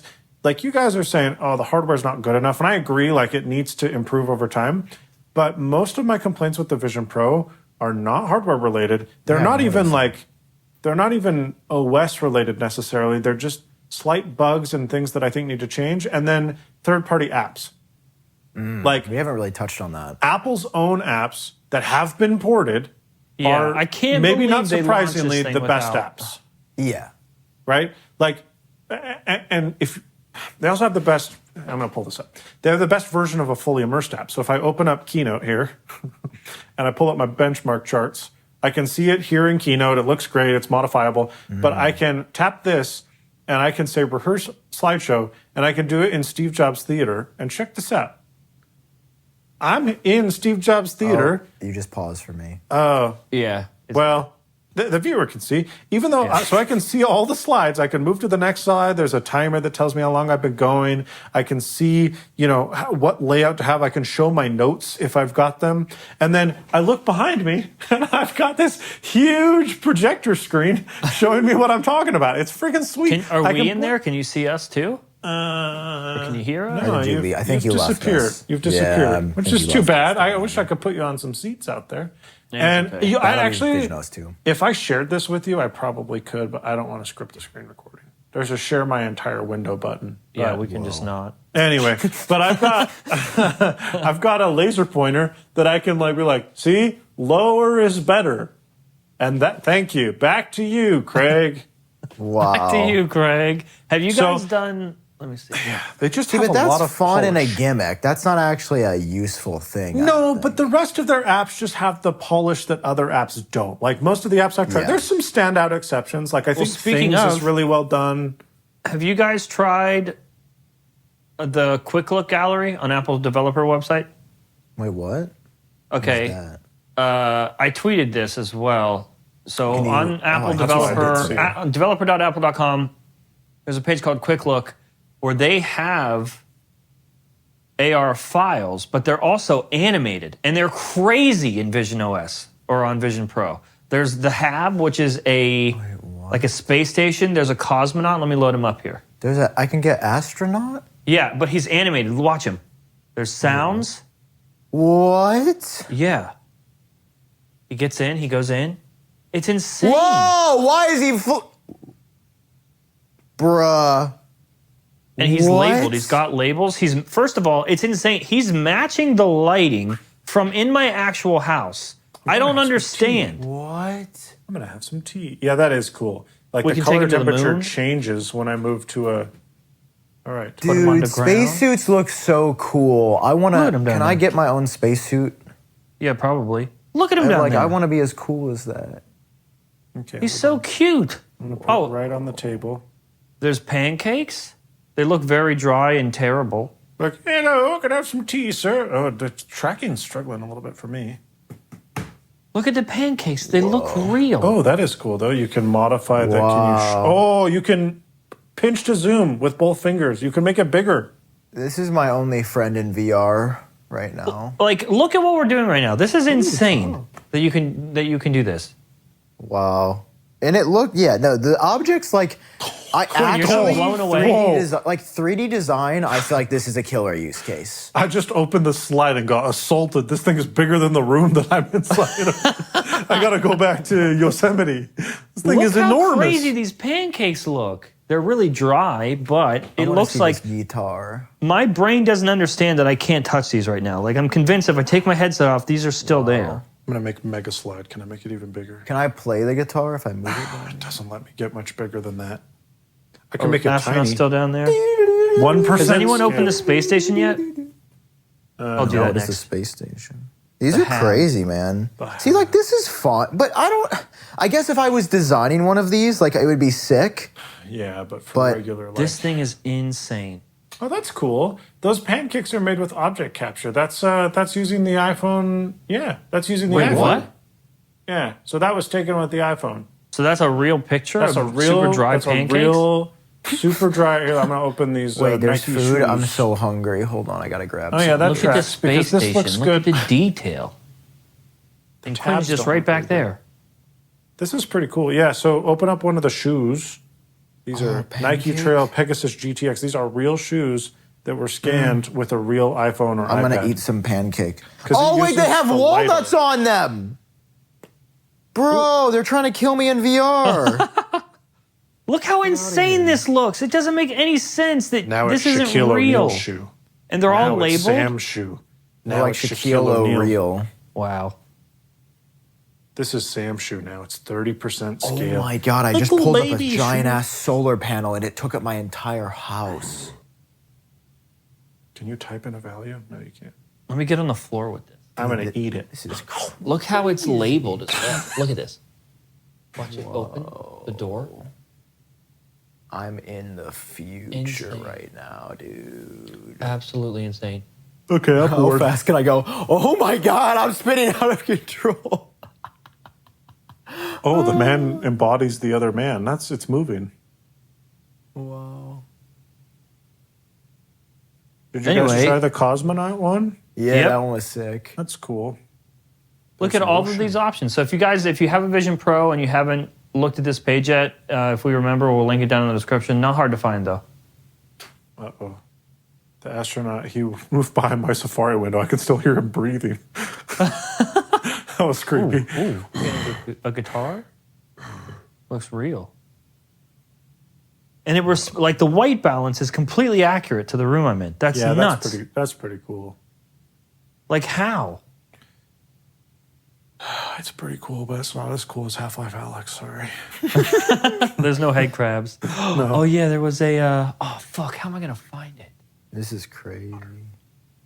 Okay, I have something that they need to improve, like VisionOS 1.5 or 2 this June. Okay, so I get not wanting some stuff when you're in fully immersive, right? Yeah. And that's the whole point of the knob. But part of the problem with the knob is like, so I can start to reduce that. And I can see like over here behind me, but it's wrapping around you. It's like a percentage, basically. So if right now I'm at like 3/4, so that's like 270%. So the back is unblurred, but the front still is, which is kind of annoying. My keyboard, like some of the stuff, like, okay, so let me show you if I come here. No, I'll go back in like semi-immersive. So I'm going to open up, I don't know, Safari, and I'm going to go to a tab here, and I'm going to say, this is cool. Check this out. There's like a little AR preview above the keyboard. Yeah. So it recognizes the keyboard, and it's really slow to update. Oh, it thinks I'm touching that. But if I pick it up and like rotate the keyboard, it follows the keyboard at like about 1 FPS, but it does it, which is pretty cool. So it knows the keyboard is there, and it's masking this little preview window above it. But when I go into fully immersive mode, the keyboard is completely gone, even if I'm trying to type on it. And I would hope that like the Quest can actually do this, where like you can say, hey, this is my keyboard, leave this like inside of the real world. So it's floating, it's kind of amorphous, but like it's there.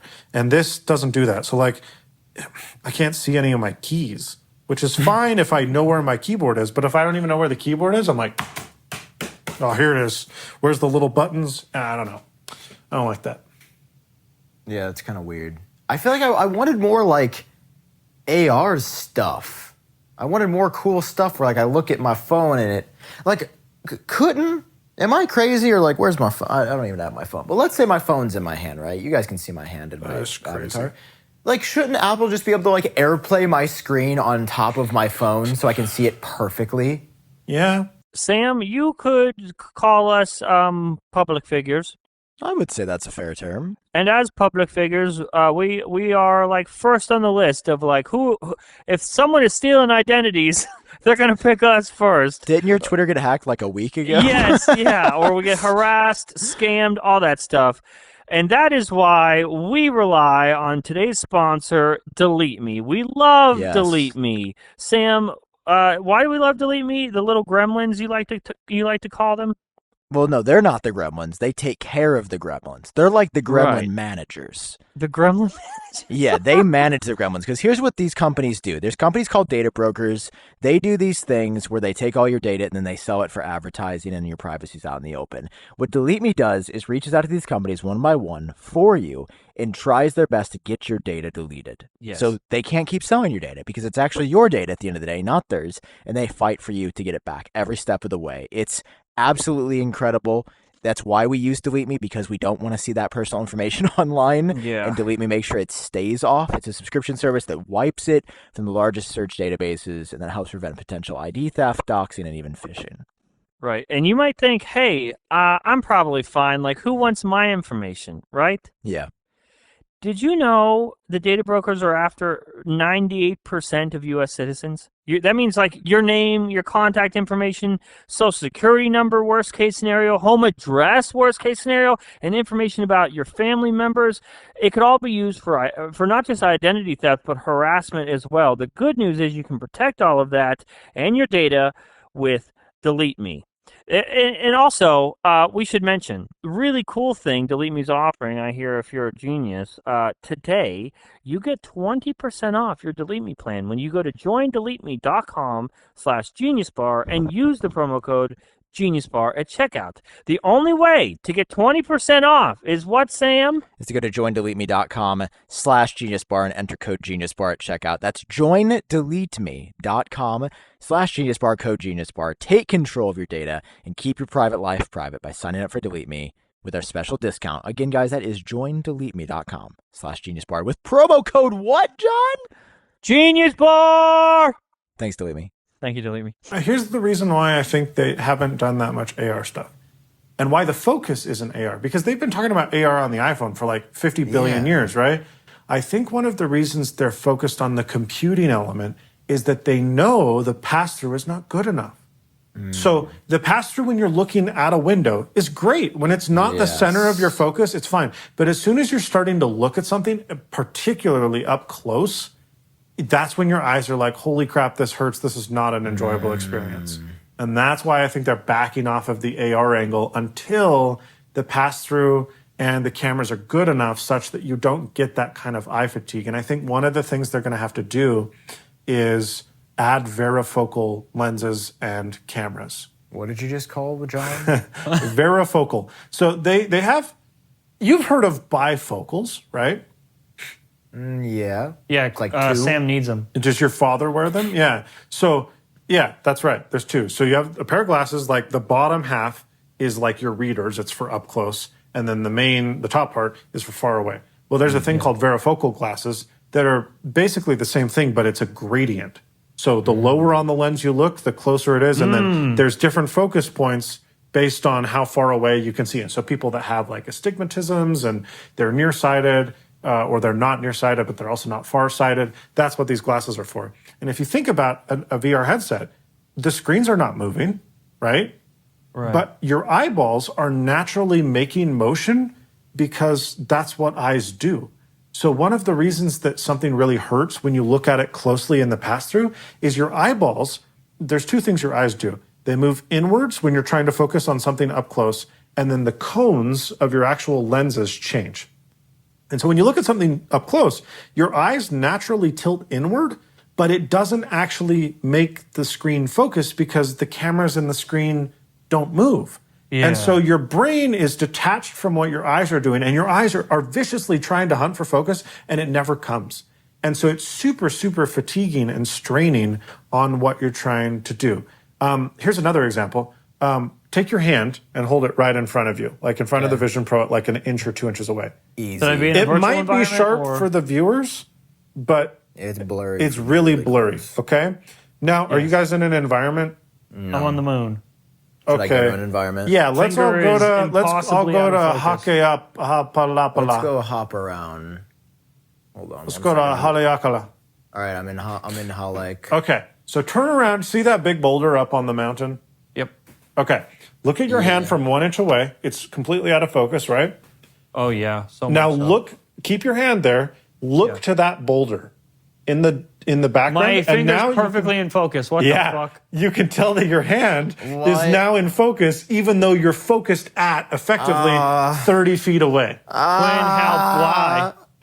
I've ruined the Vision Pro. Why is it that way? It's because inside of VR, there is no real focus. You're focused at a fixed distance. So I don't know what it is. So they're prescribing glasses to people, right? So it's tricked your brain into thinking that it's at least, probably 8 feet away, but it's at some fixed distance. So all of the depth that's happening in VisionOS is fake. They're fake blurring. They're fake, and it's to try and create a sense of depth. And what you'll also find is that a lot of stuff is just not blurred. Everything is in focus all the time. That's not how cameras work. That's not how eyeballs work. And one of the reasons they keep everything in focus is it tricks your eyeballs into going, oh, okay, I don't need to point inward. That's insane. Because your eyes have the tendency to do that. They'll point inward. They're also going to change the focusing on the lens of your cornea, and it results in extreme eye fatigue that never actually ends up focusing because everything is fake. There is no focusing forwards or backwards. That's Everything's insane. in the same spot all the time. Wait a minute. So there was that guy yesterday or something, like a TikTok went viral of a guy who is blind, using air quotes, because he's not full. Hang on, wait. He's so-called blind. Yeah, he says he's blind. No, he's blind. He's blind, He's but visually impaired. Yeah, legally blind. He can still see some stuff. Okay. And he went into an Apple store and did a demo on Vision Pro and said that he could see better. Oh, the robot's feeding my cat. He could see better. Like, he could see the iPhone 15 Pro text on the wall all the way across the store. And I have noticed also that I see better with Vision Pro than I would without Vision Pro. So, like, I wear glasses in real life, obviously. And I wear contacts with Vision Pro. But even if I don't wear contacts, so I have cataracts in real life. I was born with them. And my real issue is my eyes have trouble focusing if I'm not wearing glasses. And that's what really makes things look blurry, especially far away. But when I put Vision Pro on, the things aren't really further away. Right. The displays are physically really close to my eyes. Is that why my eyes focus better? Because they're actually just focused on a display that is much closer to my eye and the display is showing me what's far away? Not necessarily, because your eyes are still focused at a fixed distance. So they're not focused at 2 millimeters away because it would freak you out. So all those lenses, those are changing the cone shape of this 2D display. So those displays are probably 5 or 6 or 7 feet out. They might be even as close as 3. Nobody really knows, right? Because it's all fake, right? Yeah. But your eyes are fixed at some distance. Where you might be more visible is that, let's say it's 7 feet, okay? Everything is 7 feet away. You hold your hand up, your eyes are focused at 7 feet away. You move really far into the background and you look at the mountains way over there, they're actually only 7 feet away because your eyeballs are never really moving. And as long as everything is in focus, your eyeballs don't try to take over. But as soon as you're trying to see something that's not really working, your eyes are like, okay, I know what to do. I need to refocus and I need to move in. And that's when you go, ah, and your eyes kill because they're trying to focus on something that's not there. And so what varifocal lenses do is they might not be better for everyone. They might not be better for you. They might not be better for the guy that's legally blind. But what they will be better for is letting your eyes do what they do naturally, so that, and the way they do it is they change the magnification of the lens, and they also change the physical distance of the displays inside the headset. So they're on a little Z-axis that move back and forth, and you go, and that motion together that really changes the focus plane, so that instead of focusing at 8 feet, no matter if you're looking right in front of you or 20 feet away, it actually says, okay, he's holding his hand up. He's focused on something that in virtual reality is 1 foot away. Let's let his eyeballs focus on that as if that really is 1 foot away. And what ends up happening is your eyes don't get confused with your brain about why you're not able to see something you should or why you're able to see something that you shouldn't. And the end result is way less eye strain and fatigue. And that's why, even for me inside of Vision Pro, and I never really noticed this in VR, because in VR I can only play for like an hour and a half and then I'm tired because I'm moving around and whatever. But I've worn this headset for 5 or 6 hours at a time. And I notice over time, holy crap, my eyes really kind of hurt. Yeah. And it's not because I'm looking at a screen. It's not because it's blasting light into my eyes. That's the real world, buddy. The problem is that my eyeballs are not allowed to do what they do in real life. And if they do, it doesn't work, and my brain goes, what in the hell is going on? Yeah, and so I think that varifocal lenses and displays, the other problem is you still need the same technology for the pass-through. Because the pass-through right now is stereoscopic, but there's no depth information. It's all like, and you can look at it. I mean, if you look through the thing again, you don't get as much depth as you get in real life, right? Like everything kind of seems flat. It's kind of wrapped around you in a globe. Yeah. that will improve over time, I think. Meta's working on it, Apple's working on it. And these are the small kind of details that if we are going to be wearing these headsets all day, all the time, and this is going to replace stuff, we got to get this crap figured out. Because that's my worry about the Vision Pro is the intentionality. You have to put it on your head. You have to mess up your hair. I know that's a stupid thing, but it's a real thing. No, you have to mess up your hair. You have to make your face hot. You got to put a line all over your face. You got to be plugged into the wall because the battery only lasts 2 hours. All of these things are barriers to entry. And if I can do the same things somewhere else with much more comfort and lower resistance, then I'm just going to do it. If I can send a tweet from my phone and it's more comfortable than doing it from the Vision Pro, if I don't have the Vision Pro on, which it is, I will do it from there. And so right now, and this is why I haven't reviewed the headset, right now I'm coming to the Vision Pro because it's new, it's fun, it's novel. But you guys have seen with your Quest, like once you've played a few games and you've done the thing, you're like, you're not using it every day, you're using it once a month or a couple times a week or whatever. And that's the good thing is Apple's not focused on just games. The content inside of this headset is already infinite, because it's not focused on games that I have to keep buying. It's the web, it's the internet, it's the apps that I use every day. But they still have to fight against the phone and the Mac, which I open up my Mac, I put my finger on Touch ID, and I'm in. My phone, I swipe up, and I'm in. This thing is a process.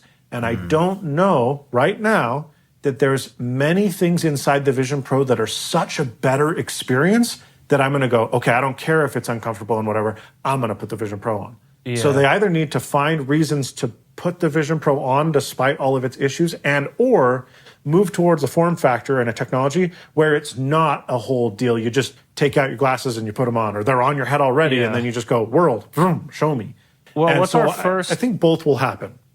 What's our eventually. First, when Dub rolls around, and maybe even before then, what's our checklist of things? Like for me, immediately, my phone needs to work. Like, I cannot stand that, like, okay, if you have an Apple Watch on and you go to your Mac unlocks because it's like, okay, this is his account, he's wearing the Apple Watch, he's really close. Why doesn't obviously Face ID isn't going to work if I'm wearing a big headset, so just unlock my phone anyway, Apple. Why are you making my life hard? Yeah, if you're authenticated with Optic ID, what's the problem? My phone is right here, and responding to messages or reading something really quick on my phone is doable through the pass-through, but not if I have to like pick up my phone, wait for Face ID to fail, type in my passcode, and then get in. That's a mess. So I want that. I want to be able to walk around. Like I was telling Quinn about a game on the Quest, so you can root the Quest, because it's just Android, and do some extra stuff with it. And one of the games that I downloaded afterwards was a game called T for God, TEA.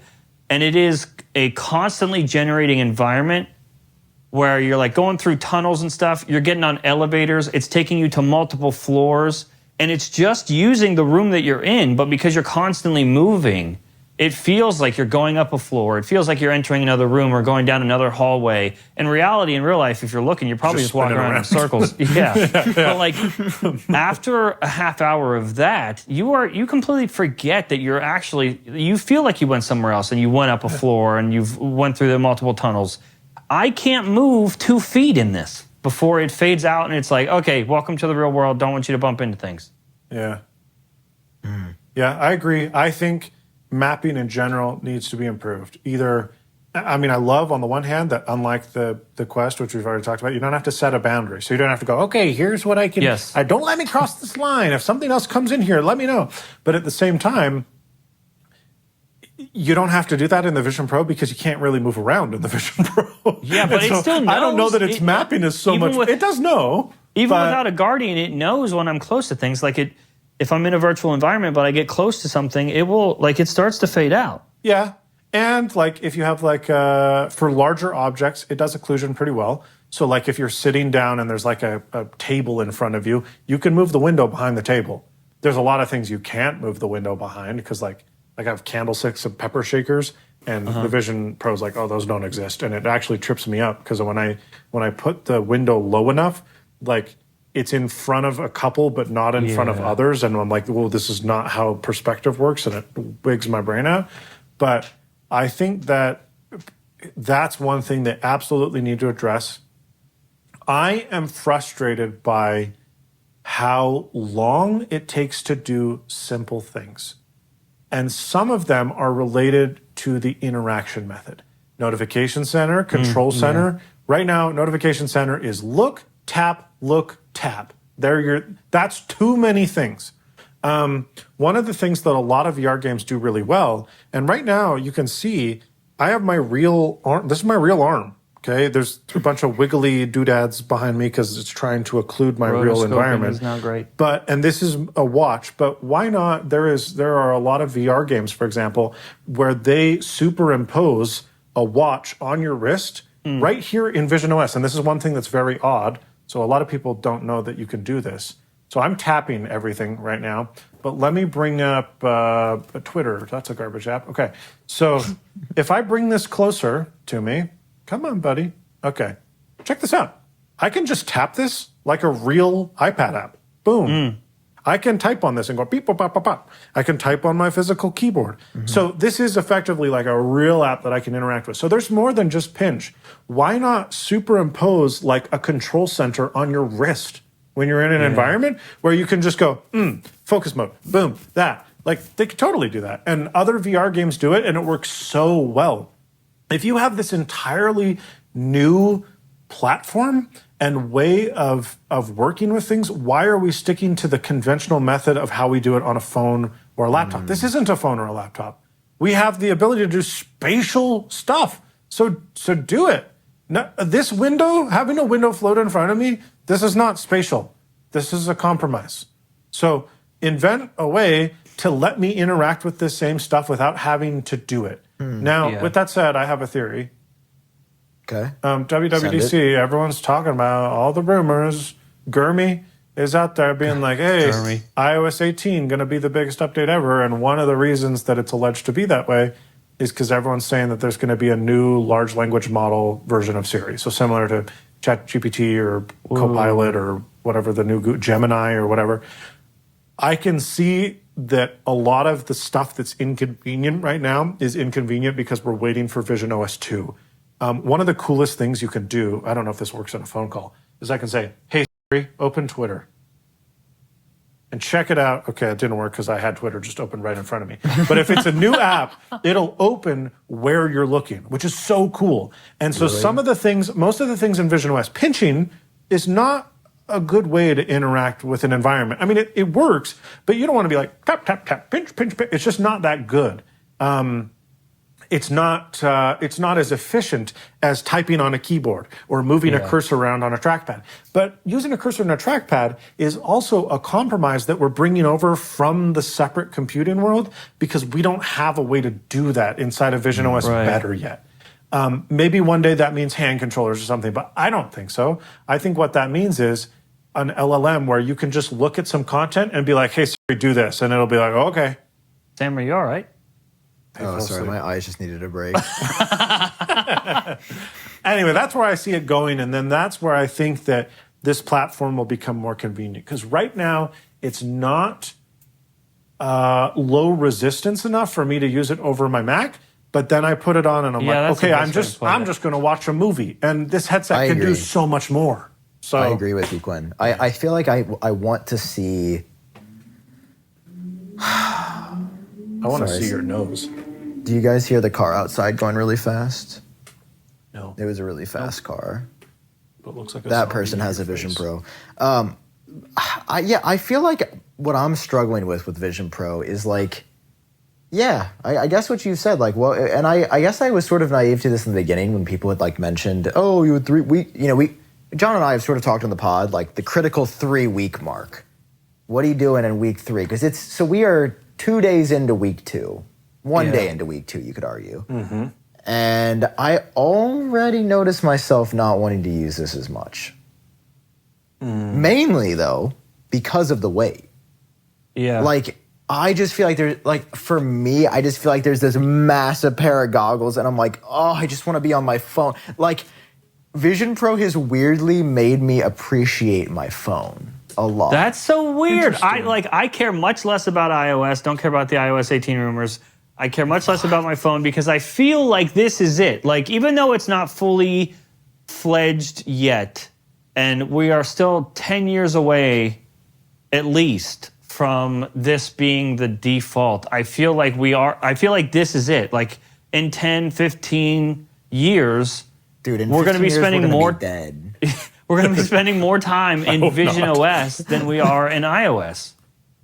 I'm not saying that. I'm just saying, like, I agree, but I also feel like the first iPhone had limitations. But I think a lot of what I'm trying to say is just like physical discomfort is going to prevent people from using this. And like, even though I have pass-through, even though I know I'm in my living room right now, I feel completely disconnected from the world. And that's what Tim Cook was talking about for VR. Everybody's I feel the opposite. You're going to do the VR headset? And Tim Cook's like, no, VR separates you from the people around you. We're not going to do that. But like, I feel separated from people. So and I'm alone right now. I feel like I have more control. And I keep saying this. I've said it elsewhere, maybe in the last episode. But when you open up your phone, you're in the phone. And then TikTok can take you away. You're looking into a portal where technically, yes, I am looking into a portal. I'm physically in this thing. It tricks me often enough to where I do feel like I have more choice in how connected I am. Like I'm in the real world and you guys are just floating as if you're standing here in person. I'm not trapped in my phone in a FaceTime call. I can leave this. And if I want Safari, I can open up Safari. I can open up Twitter and then I can just choose to close it. And it's not like when these are glasses, that to me is optimum. And maybe that takes us backwards a little bit to where we start to have accessories instead. Like maybe if we have the camera on the battery pack. Like if the battery pack is going to be in our pockets anyway, who's to stop us from putting like a camera on there or something that there's cameras on this. They'll be better. If they're glasses, there'll be a camera on there that's better. I feel like the smartphone doing everything perfectly all the time, it's still, even though it does all of those things, it's still just one unit that you have to choose to be in. Yeah, I disagree. I think we just have a polar opposite perspective on that. That's so interesting. But I see how you feel that way. I get it. I sent you guys a Sketchfab link. Be right. What is a Sketchfab? Okay, it's just an AR website, but go to it and then open up the little guy. Loading 3D model. Look at him. Oh, I can just drag him around on the site. That's cool. No. You should be able to open him up in the world too. Like he's in my room right now. I just hit it. He's so cute. Look at him. Aw, hi, looks buddy. like he's there. I just petted him on his head. Oh, I think he responded. No, he didn't. Isn't he so cute? Yeah, I want him to touch my leg. This would be like if Half-Life Alyx was happening in your house. Yeah. I do want an AR pet. Can somebody make me an AR dog? That might make me use Vision Pro. Apple does need some type of like Tamagotchi type thing. Oh, that would be so cute. I'm joking, but like that's the kind of crap where like you need like a reason to come in. Yeah. You'd be like, oh, I gotta check on Bernie and see if he's still alive. Dude, if your iPhone was like Bernie's about to die, I'd be like, Vision Pro, where are you? Give me Bernie. Okay, yeah, as we wrap up here, Quinn, you have every VR headset imaginable minus Quest Pro because you returned it. Mm-hmm. Where does Vision Pro sit amongst your collection? For good and bad, completely alone. I don't think it's really comparable to them because even though and I said this earlier, like, oh, it's just a VR headset. The modality by which it expects you to interact with it is completely different from literally everything else on the market. And so from like an interactivity standpoint, it's hard to really compare. If we're looking at just the hardware, nothing else, I would honestly put it tied for first place with the big screen beyond. The displays in the Apple Vision Pro are better. The pass-through doesn't even exist on big screen beyond. It does on the Quest 3. So there are things that, again, it's back to this thing of like, what does it do that's different? The Apple Vision Pro is amazing engineering. I mean, the hardware is incredible, but it's so heavy. And the big screen beyond, and I know this sounds like I'm being like conceited or this is an exaggeration. It really isn't. I truly do not remember that I'm wearing it. And the second I put the Apple Vision Pro on my head, I'm like, when can I take this off? Yeah. That's what I'm saying, though. I feel like that's a physical form factor thing and not a software thing. Totally. Oh, I'm not saying software. Yeah. If we're talking about software, I think this platform wins unless you want to play a video game. in which case go get yourself a Quest 3. And that's why I giggle when everyone's like, this is 7 times more expensive than a Quest 3. It's like they're not competing. Like the Vision Pro cannot play games. If you want to play video games, the Vision Pro is a terrible headset. Go buy a Quest. If you want to do quote unquote spatial computing, the Quest can kind of do it, but not really very good at all. So you should go get a Vision Pro. I think both can exist. And I think what's great about this market, and I think this is why Zuckerberg says he's excited. I don't think he's like Steve Ballmer going, $3,500 for a headset and it can't even play video games? No, he's saying the Apple Vision Pro is a good thing for VR. And I think it is. I think that actually, and I know this sounds crazy and I don't want to compliment him, but I think that Zuck is pretty smart. And I think that Meta is excited for Apple to usher in the era of VR headsets not being for weird nerds that live in their mom's basement. And that will happen. This is a weird headset. It's going to take a few years for normal people to be like, oh yeah, I want one of those things. But it is going to happen, if only because Apple is the coolest technology company on the planet. And that will benefit Meta. And I think that the Meta Quest 4 in many ways will be better than the Apple Vision Pro. I think the Apple Vision Pro 2 will be better than the Meta Quest 4.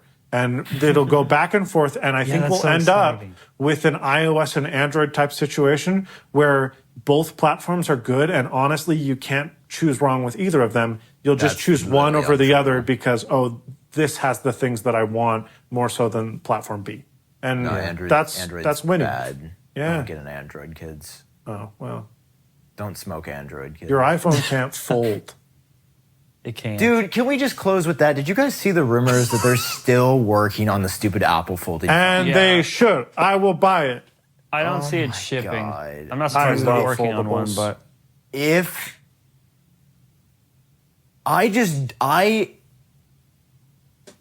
Apple would have to completely redefine what a smartphone is in that product to make that an interesting. Like if it's just iPhone, but it's the most beautiful hinge and it's so smooth and bigger screen. That's stupid. I don't want that. They just did it with titanium and you bought one.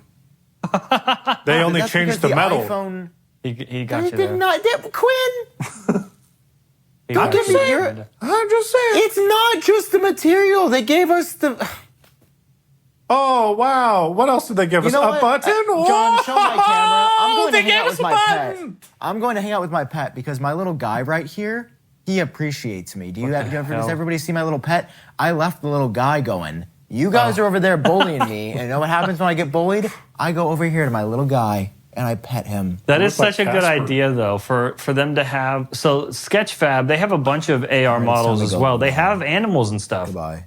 Obviously, they're not dynamic. They don't react to you. But it'd be cool if Apple gave you like a little virtual pet that followed you around. Well, in that little Encounter Dinosaurs demo, those small little dinosaurs at the beginning, you can walk up to them, and if you put your hand out, they will sniff your hand. Yeah. And that was the kind of thing where I was like, and so they should just have one of those little buddies in the VR just let all me the time. take one. Can I just have that little dino? Can I just grab and put him in my pocket? Or even the little butterfly, if you can just follow me around. Spatial petting. It's the way for the future. Dude, honestly, because I don't have a pet in the real world because it requires you to take it outside. So I was like, I would love a little fake Not cats, because they're perfect. No, cats are pretty mid. You're perfect, Django. Get out of here. You're a perfect little boy. Okay, well, Quinn, we appreciate you doing this. Of course. This is another kind of long episode. Thanks for having me on. It was, thanks so much, Quinn. 2 hours, a little more. Guys, this is Apple Vision Pro. All right, last question, and then we're out, okay? Yeah. Does Apple Vision Pro win? Call it now. Win what? The headset or? Yeah. It already has, yeah. Yeah. Is it going to win the most sold product of all time? I'm not so sure on that yet. Come back to me in a few years. Remind me to talk to Quinn Nelson in 3 years. And also, audience, listeners, watchers, let us know if you want future episodes in VisionOS. It just felt like because of the audience loving the experience of how we shot the last episode, it felt good to do another episode in this one. And we'll keep doing that until the wheels fall off. Until people stop caring. I don't know. I kind of miss looking at your face. You're looking at it, buddy. You're slowly becoming such a boomer in this podcast. Oh, my recording just stopped because someone is calling me. Okay, that's fine. On that note, we'll see you guys next week. Thank you for listening. Thank you for watching. Quinn, do you have anything to plug? Nah, that's okay. YouTube.com/Nazi. That's actually what about actually Pepperidge Farms Goldfish? Oh, Frank's Red Hot. They're back in Target. Go get them. Okay. Limited edition. You heard it here first, folks. We'll see you next week. Quinn, I love you. Thank you so much. Quinn. Bye-bye. Bye.